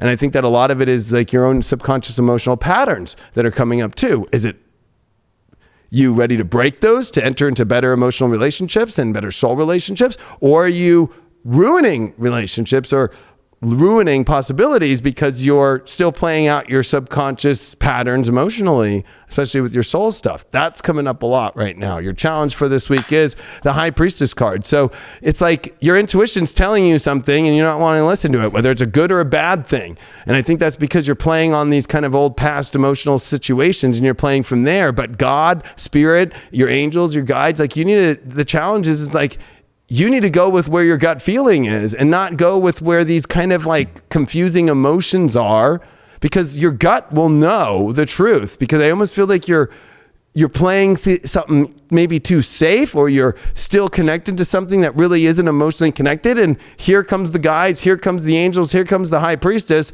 with all the information from spirit. But the challenge is like, well, I don't really know if I should follow that. You need to follow your gut 100%. If it's really bad and it doesn't feel good, then you got to pull out. But then there's that moon there card, like, well, I can't, we're emotionally comfortable, or we've got past or memories or whatever. It's like, well, Spirit's saying to end that shit. Well, there's something beautiful. It's like, oh, but no, I'm not emotionally ready because I'm scared, or I don't know how to deal with it. But there's a lot that's coming up here about following the gut and listening to the intuition and listening to the signs from God instead of this kind of ramsacked emotional weird position. You got the relief card as your overall. So I think you're going to have so much relief when you just follow your gut. And you get out of some of these weird emotional entanglements so you can move into positive emotional situations. Whether that's you've been holding yourself back emotionally, but you're going to have a lot of relief that's going to show up this week. If you allow it, God's trying to give you to a new place that's going to give you the ultimate relief, but are you going to allow that to happen? Interesting card. The Justice card reversed. Ooh. No, sorry, this is the Sun card reversed.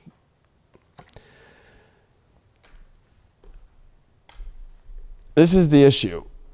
The way that you get through it is you need to get back into having the most ultimate fun and ultimate truth shining in your life back. It's like the little kid in you needs to come back. But with it reversed, it's like you have unconscious issues to where it's like you're forgetting about, especially if we're dealing with a love reading, it's like you're forgetting to have fun. You're forgetting to have like the ultimate fun and put that fun first. It's almost like you're putting that fun as like the last thing to do in your life. And especially with the High Priestess card, your gut's pulling you towards something really beautiful, Or it's also revealing you something that's really bad, whether that's in yourself or a partner who's really not fun, who is restricting you. Or it could even be an outer circumstance. You're dealing with the 11th house. It could be some other people, or it could be somebody that's holding you from wanting you to have fun. So, but you feel bad because you emotionally are attached to them.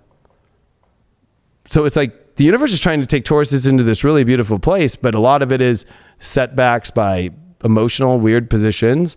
And a lot of it is also not listening to the gut and just starting to follow that. And a lot of it is not allowing yourself to have the time of your life and the fun and the brightest journey ever. This reversal of the sun is saying, like, you know what? You need to get back into your true shining light, your true inner child, your true exciting fun. The reason why you pulled the moon card, you got the King of Cups. It's time for you to take control of your emotions in your life and say no to emotional situations that you don't want to do and say yes to the ones that you want to. You have to be the King of Cups. You've got to be very comfortable with your emotional authority. Right, you got the relief because of the Queen of Pentacles reversed. You're pulling out of situations where you're not valued or it's not that good anymore. And that's where the relief comes from, is no more mothering, no more nurturing people in situations that there is nothing coming back your way romantically at all the way that you want to. And the only relief there is when the Queen pulls out and says, I'm not going to nurture this anymore. I'm not going to keep, doing this. Why am I going to keep doing this? Like, there's no point. I'm not getting anything good out of it.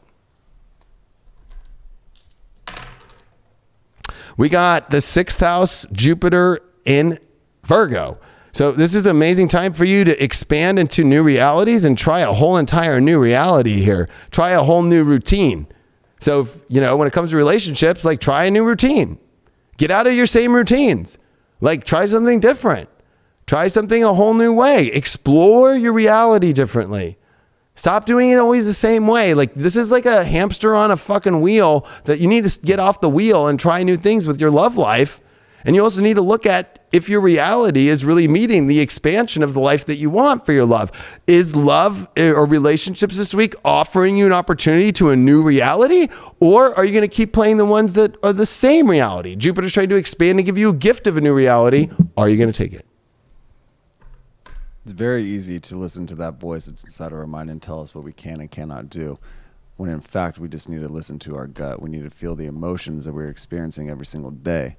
And that's going to void out any of that chatter, any of that nonsense that you're telling yourself that you can't have what you really can in your life.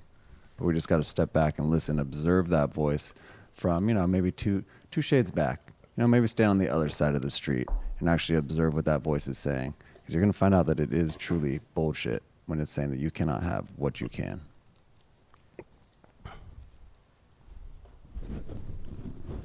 Was that Pisces? Fish? A little fishy. Happy birthday, Pisces. Yeah, it's your turn, Pisces.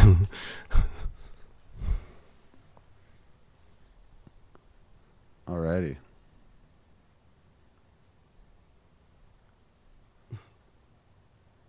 I haven't even checked the chat all night. I just need like a 20-second break here. Just a little 20-second break. Got you racking.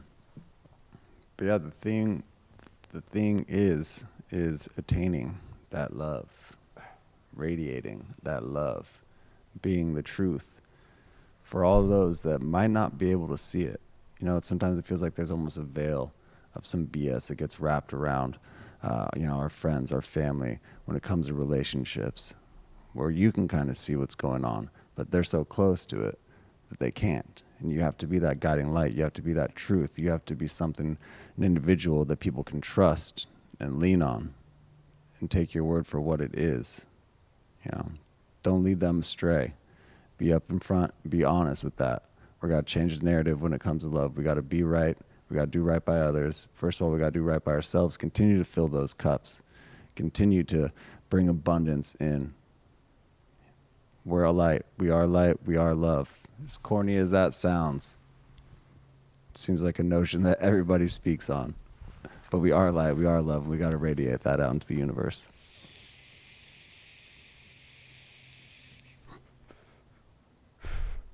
Got caught on my smoke break, like a good Pisces would be. There's nothing funnier than seeing Pisces get caught. Like, they're like deer in the headlights, like fish. Like, they go still. Like, what do you mean? I'm just a fish sitting here. I didn't do anything. All right, Pisces, happy birthday. Hope you have a wonderful week with your birthday, but we are at a very major, intense aspect for you because your ruling planet Neptune is going to meet with the sun, and Mercury in your sign is going to retrograde out of your sign. So this is a lot having to do with when it comes to relationships. Well, one is I think that you have a major situation going on here with just more focusing on like what you want. And a lot of it is the confusion of what you want. And with Mercury retrograding into the 12th house, I think that you maybe thought you knew what you want, but that Mercury retrograde in the 12th is going to show you that maybe it was not coming from the best place. And maybe it was something toxic too. You got to wake up to toxic energies with Mercury retrograding here in the 12th. And I think that what's really interesting is Venus in the second house square over to Saturn is dealing with, again, and I have been saying this one for a long time, Pisces. I know you're not going to want to hear it again, but the people that you associate and hang out with are fucking with your self-worth. They're making you change your value or whatever. Like you got to be, and if you're in a relationship, you got to look at the people that you're hanging around from your partner. Or that you two hang out together with. Like, is it fucking with your self-worth? Forcing you to change yourself to something that you're really not? Uranus and Venus do move into a conjunction together in Taurus. So this is your third house. So this is about finding excitement, but not toxic excitement and not lost excitement, but excitement of quality, of the value of who you really are. And the full moon in Virgo is bringing up relationships big time because that is your opposite sign. This is going to be the relationship full moon that comes on Sunday into Monday. So, this is definitely going to bring up a whole new experience. I think that wherever you thought relationships were going is going to change major directions midweek, out of nowhere, astrologically, and especially in this full moon. Ha ha ha. So be prepared for wild shit out of nowhere, Pisces, because you might have fallen for something too that really might reveal itself really fast. You got the air element. Of course, you do need to start to think clear and have communication and start to see some clarity, because I feel that this week is definitely that's where you're going to get the truth. That's where you're going to get the understanding of where things are. So you need to think clearly about things this week, and you need to really fact check everything, because there's something about this with partnerships and everything. Maybe the communications, if it's not really making sense, or it's got no facts, or it's got no backup, like especially with Mercury retrograde in your sign and then into your 12th house, like there's some sort of communication, whether that's an error or something, or maybe you're identifying things differently. And I don't want you to go through frustration this week where it's like, I thought we were on this page and you created your own kind of idea of how you wanted it to look, but you never really communicated it correctly. Or maybe you thought you did, or who knows, but there's definitely, if communication and facts and all that can really work out, it could be a great week. But I think that this is definitely going to bring up, though, the test of that and a stress test in that area. You did get the Eight of Swords reversed as your challenge. So you're afraid to exit out of something toxic. Maybe not the person, but maybe it's something that you're doing toxic, or maybe you're having a partner who's having trouble letting go of an addiction or letting go of something really negative, and that's becoming a challenge. Or you yourself have entered into something that you know is not that good, but you feel like you're stuck and you have to stay into it. No, you don't. Because what if you got this relationship that's really great, factually great, and it's finally ready to go, but you do something in your life right now that's actually not that positive for yourself, and you got to make a change for that, but it's almost like challenging because you don't want to make that change? You don't want to let go of that weird shit?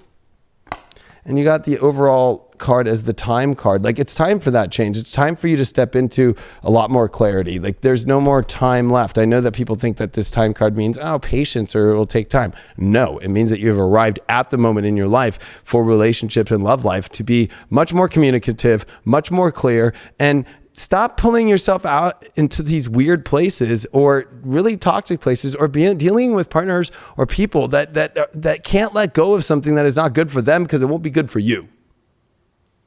And this deals with Pisces themselves too. Wow, you did get the 10 of Wands reversed. So you are going to let go of a lot of weight so fast when you let go of the partner who won't let go of a toxic situation in their life. And that could just be themselves doing addictions or just anything that's just not positive or negative energy or just, you know, being a fucking psycho. But the Ten of Wands reversed here is dropping a lot of weight. And that's what the universe is asking for you to do is like, you know what? Maybe you need to drop weight energetically because I think you're holding up too much about something that's got the silver lining of something that's got a mismatch with something that is not really aligned positively. I'm picking up on things that you wouldn't want to tell grandma. Right, it's like the toxicity that's been trapped in the mind of thought process, and it's almost gets caught in that throat as we're trying to speak, and it becomes a part of us. When really, we need to step back and try to clear that mind. We need to clear that throat chakra. We need to clear our heart. Get that toxicity bullshit on out of there because you're above that, Pisces. You got that, love. Yes, I like that analogy, especially their communication card here. Maybe you got to drop a lot of weight by just like Craig was kind of saying, but kind of piggybacking off, like just like clearing the air. There's a lot about maybe clearing the air, and that clears a lot of toxic energy and a lot of weight off. Like maybe you have to reveal something that maybe you didn't want to reveal. Maybe you've been dealing with something that you didn't want to talk about. And that could just be the most ultimate liberating feeling, and it's time to do it. Like you can't wait any longer. I'm glad that you brought that up, dude. Wow, you have victory through all this communication. So, I mean, you got the Six of Wands upright. Like, communication is key, and letting everything out on the open. I like saying putting everything on the table. The way we do it on this show, we put it all on the table here. Like, you know, we play with all the cards. We do the dice. We do everything. We just put it out all on the table, and we do the astrology, and we get opinion, and we get the chat. We do it all, right? When you put it all out, then the truth is going to come out.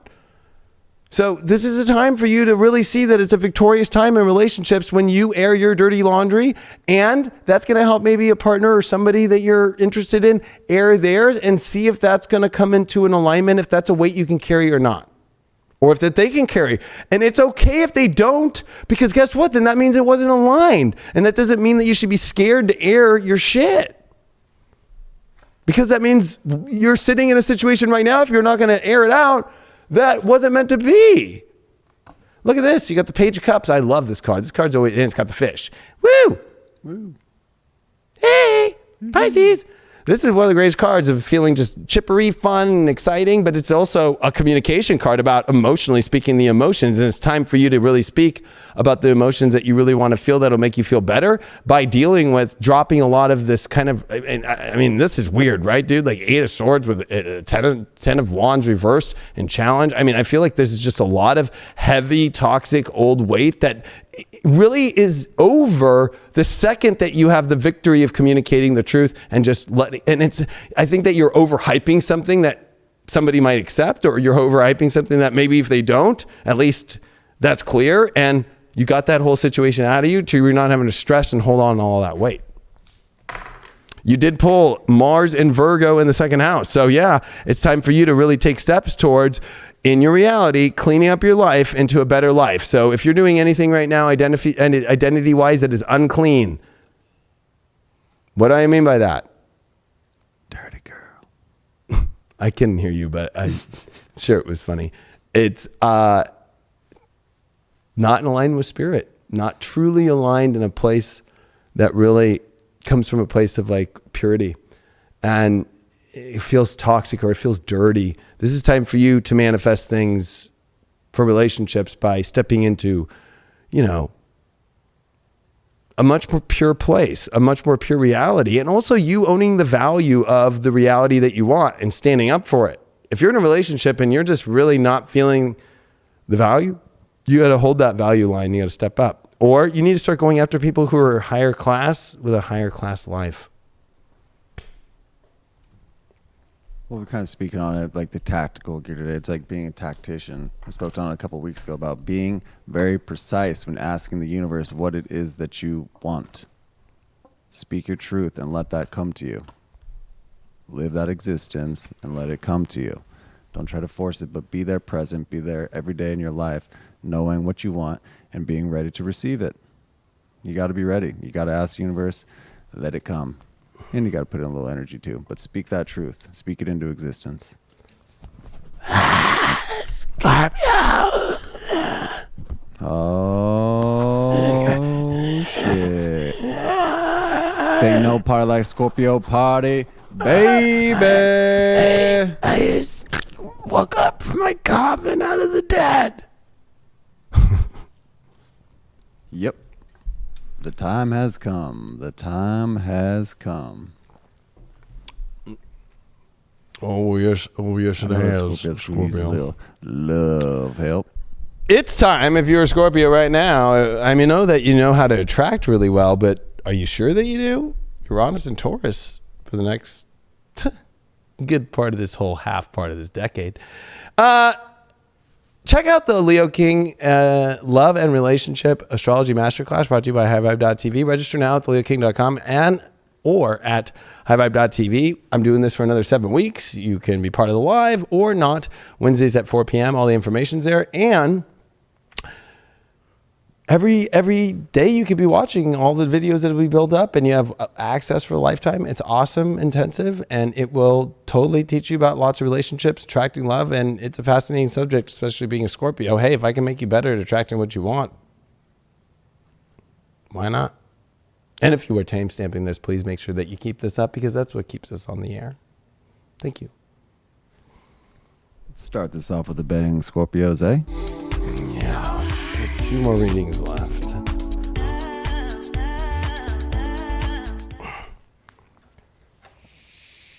Got the love shades going on for all this Scorpio reading right there. Let's bring that abundance to us, baby. Let's bring that in. Since we're talking about Scorpios, I just want to say this. It's like, I know it's just, that means truth, right? It's like, I don't think people realize that Mondays I put out 15 horoscopes and then I do this show. So within a matter of 24 hours, I film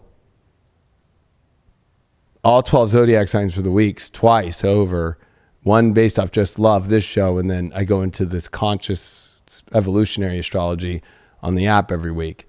So, I mean, like, I am just immersed in this. So when I'm like, you know, when you see me doing all this, it's like, man, like I've been, and then I do readings, and I did readings today. So it's like, you know, I'm constantly in this and doing daily videos and weekly tarot and weekly intuitive. So it's a lot. I pump it out.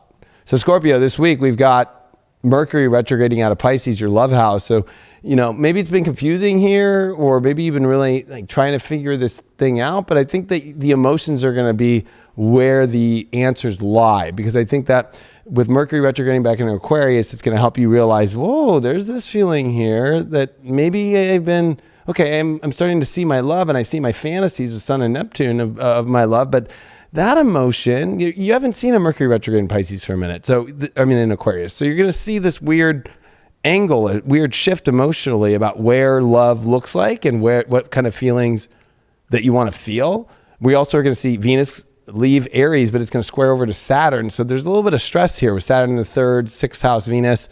It just could be like, it feels like the environment and the reality of trying to find love and happiness just has been off, but that moves quick. By midweek on Wednesday, we'll have Venus and Taurus, now your relationship location. And with Uranus, wow, that's the emotional planet for you. Uranus rules your 4th house. So there is a lot about emotions and relationships coming up into this weekend with a full moon in Virgo dealing with you, with your 11th house. So this is exciting. This is like moving the ladder forward. This is moving a lot of exciting things forward in love and romance and finding out new emotional positions. And you got a really great reading. A little bit of stress here at the beginning, the first 2 days of the week, but I think that, you know, things are definitely shifting in a much more positive direction for you. And there could be some really unpredictable love that just comes out of nowhere in your life. Or if you're in a relationship, it could make a major turn out of nowhere, like hard right, like, whoa. So be prepared. So I might be married by the end of the week, is that what you're saying? Oh, yeah. But I think that the first 2 days here, Monday, Tuesday, are a little, but Wednesday and every other day forward looks like a buildup towards some really cool stuff and a lot of out of nowhere exciting stuff. Individuals are saying that we didn't roll a dice for Pisces. I thought I saw. Yeah, we did. Mars in the 2nd in Virgo. Right? Yep. There you keep going. You gotta start stepping out. Those Pisces not paying attention. Pisces always get shortchanged. Get no love for the Pisces. I know. I always feel that way. And then they're fucking with the Scorpios reading, and now you just fucked with the wrong reading because all the Scorpios are pissed. See, Pisces, and guess what happens? Scorpios, right? They're alligators and shit. They're going to fucking swim in the water and eat you. Yeah, gonna eat you. I'm hungry. Void off course moon, something's missing. I think you're coming into this week, and I think that you're starting to feel like, it kind of maybe feels like in your love life, it just kind of feels like emotionally something's been off, or just you've been missing some energy. Maybe you've been on dates, or maybe in your partnership. It just kind of feels like everything's kind of misfiring a little bit, or just, void of course moon is like when a moon is exiting a sign at the very end, and it's not making any aspects. So it just is, it's very, in kind of like it's prepared though. It's prepared to enter into something big. I've never made that point actually here for a love reading. So there is something to say about, even if you're feeling that there's something missing right now in your love life, that means that there's something coming intense. Let's get a little deeper into it. Your challenge card this week is the Strength card reverse. So I think that you're not feeling that strong because of it. It feels like, well, if everything's misfiring and everything, like, I don't know if, like, I'm going to really find anything. It could just also feel like maybe you just are not putting a lot of energy into love right now, even though the stars want it and you feel it inside. Maybe you just feel like I shouldn't try so hard, and maybe that's a good thing. But I think that the challenge is saying that maybe you should. Maybe that's what's missing, is maybe you're not trying hard enough. Or maybe you're picking people that really are not on the level of, the regal Strength card energy of the real love that you want. And that's what's missing, is like you're dealing with, people that don't hold that same strength that you really want in your life. And maybe it might take a little bit of balls and courage and ovaries to step up to what you really want here in your life, which will be interesting. Your card that you pulled as your overall is the Power card. Yeah, you know what? That's what this is about. The power to have what you really want, to step up and have the strength to really step into a much more power position, or somebody that has the power that you really want, but it might be a little bit shy energy with that void of course moon, of like taking the step to really own that and like present that self to that kind of person to step up in your life towards. It also means making adjustments in your life to step up into that power. That Strength card reverse, has grace. And so with it reversed here, it's like, it is kind of like, stepping up your game a little bit, especially with power and strength and void off course moon. It's like, this is just about stepping your game up to better situations, or stepping up if you really do like somebody and maybe you feel like that they're pulling back or something. Maybe it's just stepping up and really showing them who you are and like giving it your all. Why not? You got no other choice, like, right? Instead of waiting for them to come, because void of course moons, nothing's coming to you. You have to go to them. Wow, you got the Wheel of Fortune upright, baby. The wheel is turning in a much more positive direction, especially if you step into that strength and you step into that courage and you step into it, and you could have the most amazing Wheel of Fortune energy ever. I mean, it's a little bit like the game, the casino Wheel of Fortune. I mean, you got to put money to play. And so, it's like having the courage to do that. I'd be like, well, this is like my last $20. Okay, maybe don't put all $20 in, but at least have enough courage to put enough in to maybe spin that fucking wheel. Why not? I'm not promoting gambling. Go to Gambling Anonymous if you have gambling problems. Why is that void of course moon coming up? The Empress reversed. Yeah, it's like you're not feeling like the enrichment or maybe the sensuality that you really want to feel, or nobody's really shown up with that. So, that could feel like something's missing. It just doesn't feel like there's a lot of beauty or umph or... Yeah, I feel like we're kind of maybe attracting the love of the individuals that, that we're not really wanting in our life. Maybe that's kind of a feeling, is that nothing right is coming to us. We're putting up this shield. We're kind of saying, no, I'm not ready, or no, it's not the right time, when it is the right time. We're just not being precise, or we're not putting ourselves out into the right situations to attract that love that we actually need. Yeah, that's a good point. So let's see this last part here, because I think this last card is going to tell everything. The power is coming from juggling two different worlds. Or maybe the power is not coming because maybe it's like kind of going back and forth and kind of, It's like maybe it's about stabilizing and choosing. And there's a lot to say with the Strength card reversed, with the Wheel of Fortune and the Void, of course, Moon, the Empress. I think a lot of this is like, hey, this is what it is. Like, this is the power. It's okay to juggle, but maybe it's time to stop juggling your power. It's like you're juggling your energy, you're juggling your strength, you're juggling all these beautiful things that you want. Maybe it's bringing too many balls into the juggling motion here, instead of just like focusing on there's nothing to juggle. This is what I want. This is what I'm doing. And that's what I'm going for. That's how Scorpios get everything they want in their life anyways. Scorpios are not good jugglers. Let's just be honest. You guys don't like to juggle things. You guys would rather have it, have the power of it. So I think that you're coming back into yourself this week. And I think that you're exiting a lot of this juggling and kind of missing and kind of misfired Scorpio, which is normal. It's okay. The stinger didn't work, but it's coming back. Stinger always works. We got the South Node in Gemini in the second house. So this is not so much about trying to figure out what can be had, but focusing on attracting by stepping into the power of the exploration of something that you really want. So because the North Node would be opposite of this in Sag in the 8th house, which would mean exploring the ability to actually have what you want by attracting it, by also taking the adventure towards it, by opening a door of a passion and exposing the truth that's deep inside there, not being afraid and opening that door. That's pretty exciting. It is exciting. It is exciting. And stepping back from the expectations of love and how it's going to look. Oh, we got Leos, and then the last one's Aries. All right. Finally. Man. Just be present with that love. Be present with that feeling. Be present with the abundance that you're actually bringing into this life, and go out and get a little weird from one Scorpio to another.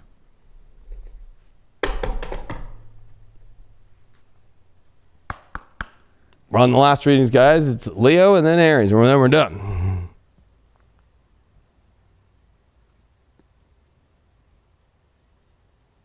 Alrighty. Leos.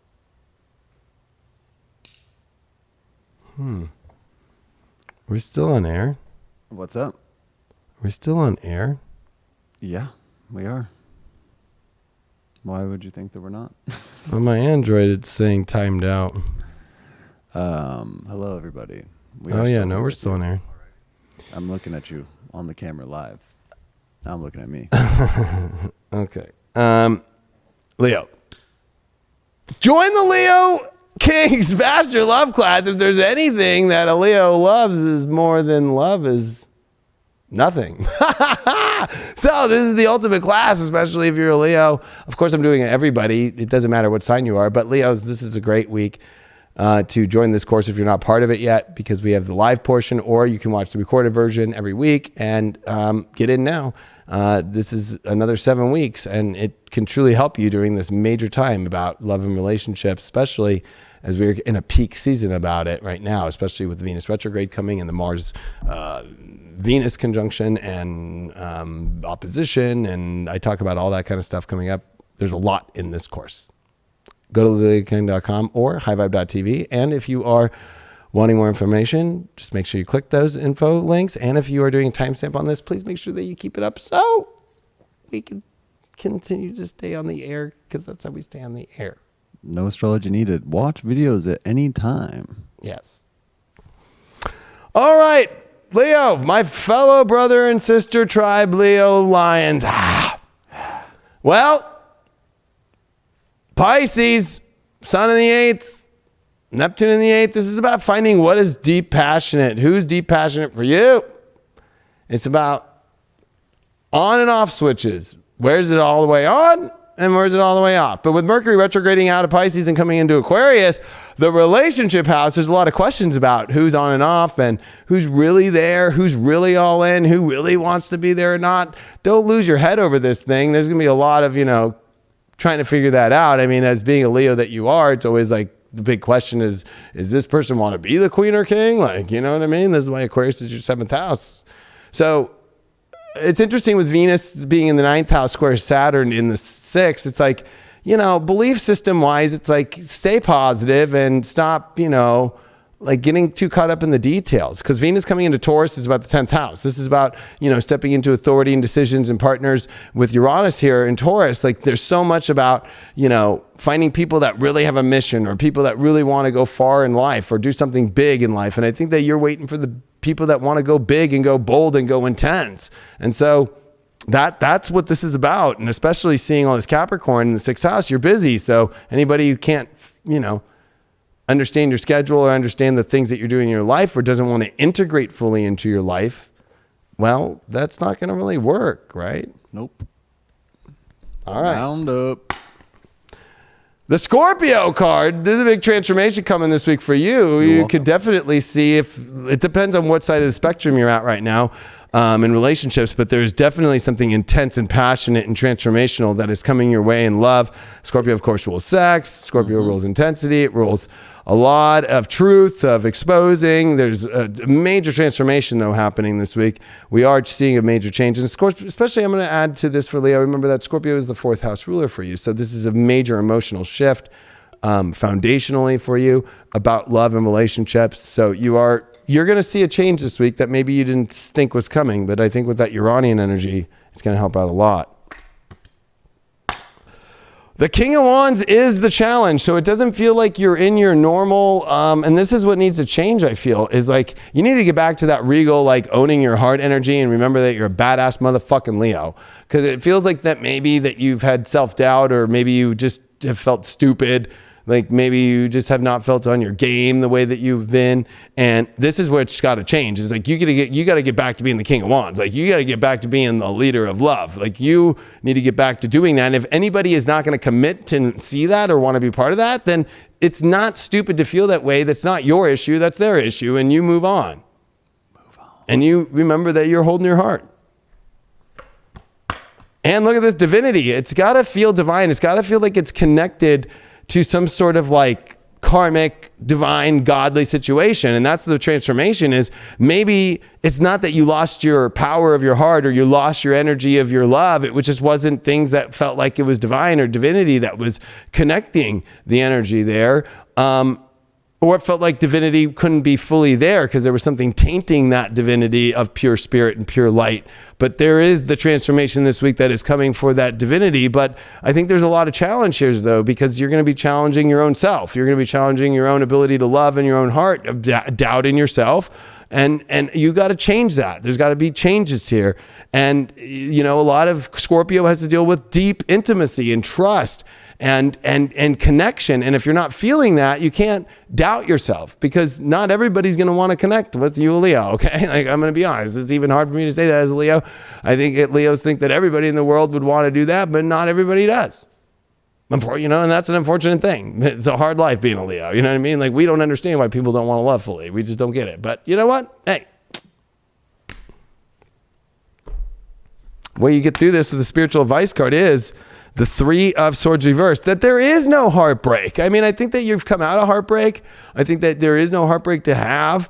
I think that, the challenge is like kind of associating your own individual, like not stepping into your full heart fully, or doubting your heart as a heartbreak situation, or attaching it to maybe that there's heartbreak coming. But I think that a lot of this is like you're the one creating your own heartbreak in yourself when you're not stepping into your full power or your full love, or you're dealing with anybody who's not going to connect with you. Hey, that's not a heartbreak situation. That's a life-saving situation. Like, that's not heartbreak. That's like saving the kingdom. Because the last thing that you would want is to bring a king or queen in, or deal with a king or queen if you're in a partnership right now, that is not wanting to connect all the way and not wanting to be passionate and doesn't have edge. Scorpio has edge. So there's something this week about, divinity and edge connected to how to restart your heart. Why'd you pull the Scorpio card? Oh, the 10 of Cups. The transformation is moving into a much more beautiful and positive situation in your romantic life, with the ultimate dreams and kind of energy that you want in your life. Especially with everything kind of coming together in the ultimate kind of rainbow way. And it's not something that you need to buy. It's something that you receive here. And the Divinity card, this Chariot reversed. I think that the issue is, in order for this divine energy to really come, I think that you have to realize that any situation that doesn't feel like it's divine at all, or is not connected with any God energy, or not connected with moving forward in an awesome situation, like that's not divine. And if it feels like it's stalled out, like that's not divine. So because there's so much transformation and beauty, if anything's not wanting to move forward, or nobody's wanting to move as forward or fast as energy as you, because the chariot's fast, it moves forward, it's got spirit guiding it. And if they don't see that, well, hey, guess what? It's not divine. And then you got to learn to move on. So there's going to be a lot of lessons for Leos here. And I think that a lot of these lessons for Leos is like, hey, like, I think Leos are holding on to energies constantly that bring heartbreak because they're not wanting to connect fully. They're not wanting to go in the direction that you want to go, and they're not divinely connected to that, or they don't see that. And there's all these rainbows and great, beautiful things that could happen when you change that within yourself. And that, you know, it's not heartbreak if it doesn't happen. It's heartbreak if it happened and you continued to stay and it never went. That's the worst heartbreak. 4th house, Saturn in Scorpio. Well, it's time for you to set boundaries emotionally and also connect and build the authority emotionally and be honest and true of what you really want.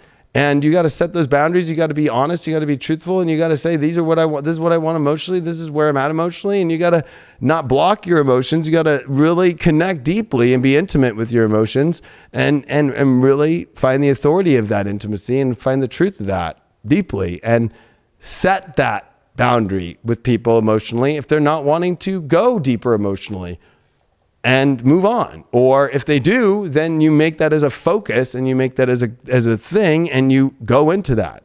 You go into that dungeon and cave and find out what's in there. The dungeon of dreams, to be more exact. Yes. All right, Aries is the last one. A lot of Scorpio in that reading. Aries. A lot of Scorpio in the reading. So What? I said a lot of Scorpio in that reading. There was, yeah. You got to explore the inner depths of your desires and your truths. Let it out. Let that freak flag fly just a little bit. Wave it in the wind. Don't go full board. Entice. Bring it in and go get it. It's time for that Aries. We're on the last one, baby. That's it. Aries time. Here, Aries want to probably see their name. I don't know an Aries that wouldn't want to see their name. Here we go. Place it. Right there. And you know what? On the whole reading, I'll keep it there.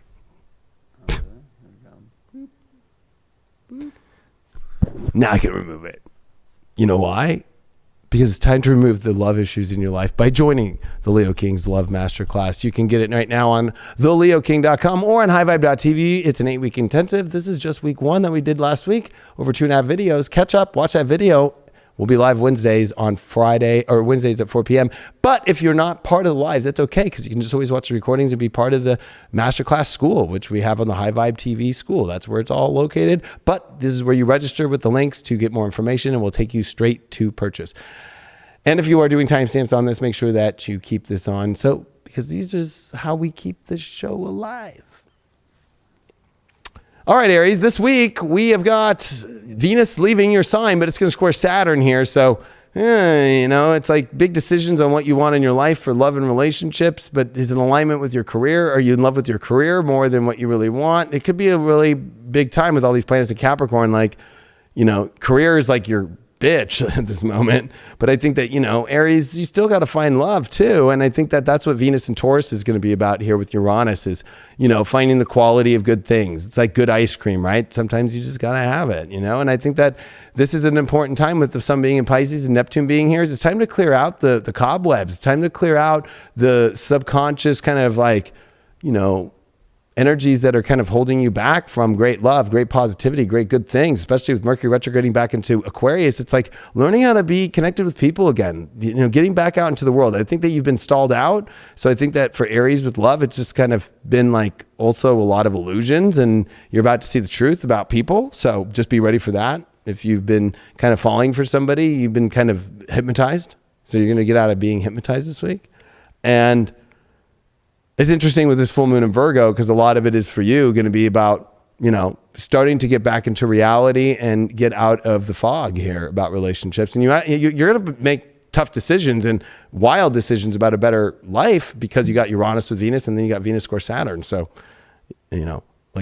it's time for you to not be afraid of that and really absorb and have and reconnect with the world and reconnect with the life that you really want to have. And you're going to pull out of kind of this weird energy you've been in. You did pull the Pisces card. So this is definitely a focus is, are you believing bullshit, or are you seeing the truth of really something that is truly spiritually in alignment? This is going to be kind of a teeter-totter point. This is going to be something when we get the clarifying card, we'll get a little bit more.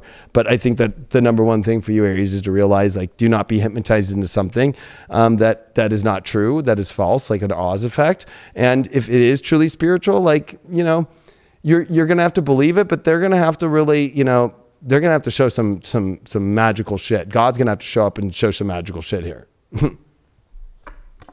Your challenge is the Knight of Cups upright. So I think that the challenge here is the confidence of moving forward emotionally, or the challenge is you're moving into something emotionally that is completely blind. So maybe you don't feel, maybe you're too sensitive. So there's the two parts of the story. You're too sensitive to move forward into something emotionally and take the courage to move into a new emotional situation, or in your relationship, change the emotional situation.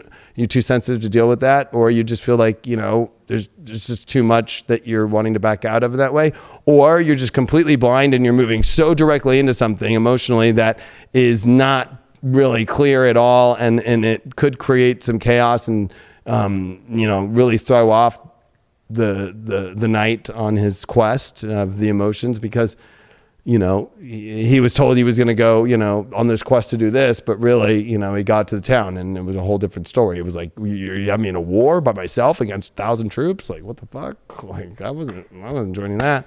And you got this overall earth energy. So it's like, you need to ground out. I think that you've been through a lot of all over the place. And I think that you need to ground out and really test things and see their true worth and value. And are you getting that true worth and value back? Are you getting, is there plans? Is there also, especially Aries, this has to deal with people who really got their shit together instead of the illusion that they don't, because that's what we're dealing with on the opposite sides here. People who might look like they got their shit together and their physical life together and their money together and their job and all that shit, and people who are projecting that they do. And you need to be careful about what you're moving into with that.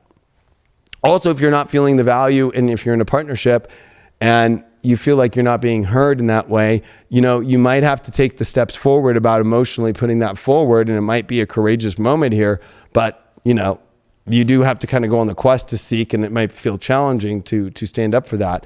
Your spiritual advice card that you got is the 9 of Pentacles reversed. So I think a lot of this is that there's a fear of standing alone. There's a fear of, being able to really do things alone. And I think that this is a card that reminds you to step into your own authority and your own power, and only emotionally move into situations once you have that own power. And it's not somebody trying to attract your energy into something or pull you into something that makes you feel like you'll get power if you get it that way. There's a lot of deception here. That's what I want to get. Oh, look at that. 3 of Swords reversed. The deception is, no, don't worry. I would never cause heartbreak to you. Or, the deception is I will help you get over a past love situation. Or maybe that's what you're thinking too. Or you have a partnership that, the delusion is, no, it's not bad, when maybe it kind of is. But I think that at the end of the day, this is a spiritual test for you and where your love life really is, very extremely, especially for those in partnerships and especially for those that are single. It's a test on, are you going to choose somebody who you think will give you power when you know it's yourself that's going to give you power? And at least you got the Ace of Cups here with the Earth. And that's the main thing, is fulfilling yourself about your deep, deep needs, about your self-worth, and about manifesting and creating and stepping forward and, really into the quality of life and to the quality of situations that really have it. But that's got to be stress tested, and that's only going to be what fills you up anyway. So why not go on the quest to see if that's really there and step into your own authority and your own power instead of giving that power away to somebody so much and hoping that they'll give it or that they'll change or something like that. I think that this is you really stepping into and understanding how to get back into your vibe, back into the world, back into your energy. But at the same time, you got to get rid of some really, really tricky, weird stuff that's been kind of subconsciously hidden in the background, or somebody's not being up and up, or maybe you got to clear a lot of your old past heartbreaks too. Pisces and three of swords. Like, you got to let go of that shit in order to move on and not bring that into relationships that you might currently have or new ones. So we got the moon in Libra in the 11th house. It's time for you to really look at, relationships from a place of like, who can you be best friends with? Who really is emotionally connected to you and seeing a future and seeing, a lot of great ways to connect on many levels. I think that this is definitely for areas of time to connect with people that they can connect with on many levels instead of just one kind of linear level. It's like multiple levels. So, it also is like somebody who is very transparent and able to see all the dots that come together instead of, feeling like there's kind of something off or misbalanced emotionally that might feel that they're not really connecting all the dots. Like something doesn't make sense, or it just feels like a logical problem that you don't have an answer to. You want to stay away from that. Well, my friend. Well, that was a wild show. It's a wild week. I know it's a wild time. Full night. It was a full night. Radiate that love. If you're not ready, we're all ascending at different times, at different speeds, at different places in this wild, funky world that we're living in. So don't add that pressure that you should be at a different level, or that you should be catching up with someone else that's in your life. We're all fucking warping through at the same pace. We're going to meet here at some point. Just enjoy the ride. Let that love shine through if you want it to, and if you don't, continue to better yourself. Put that effort towards yourself. And then when the time has come, they'll come right for you, baby. Just like it's the time for me to take the biggest piss of my life. I love you all so much. I know we all here at High Vibe love you all. We love this show. Please spread this show out to people. Everybody press that little likey button. And subscribe, hit the bell, because we're getting way more views than we have subscribers, which is blowing my mind. So yeah, if you could hook us up with that and just spread this out. And we love when people put, the funny parts of this show that they love so much up on their Instagrams and share it as stories. And then we put it on our Instagrams and we spread it out. So we love that. And for those that do the timestamps, we love you too. But if you could actually give us the moment where we put all this production, we spend literally 2.5, 3 hours live, and there's a lot of stuff you cut out, and just go straight to the part when there's all these cool banter right before. Like, please think about that. That would really help us out. So thank you so much. Thanks, Craig. I always love doing the show with you. And yeah, I love being here. We have a great time. And we all love you very much. Craig and I look forward to this show more than anything. So yeah. Love you all very much. We'll see you on the next thing. And get that Love Masterclass. Remember, it's at the highvibe.tv or the leoking.com on Wednesday, 4 p.m. is second class. We got 7 weeks left, and you want to learn how to attract love, have the best relationships in your life, and also know which partners to not do. And I do this all thorough with you in your chart. So, this is not just about like a collective thing. Although I do go into that, it's about you, and I'm going to teach you and your own chart. That's how powerful this class is. And it goes into many different areas. Check out all the information. If you feel called to it, please join us. It's going to be a great time. And it's at a really cheap price. And it's an 8-week course, and you'll have 8 different awesome courses to really understand all of these things. And you can watch the videos at any time. Anytime. Anytime. Love you all very much. We will see you on the next Deep Love Tarot on highvibe.tv.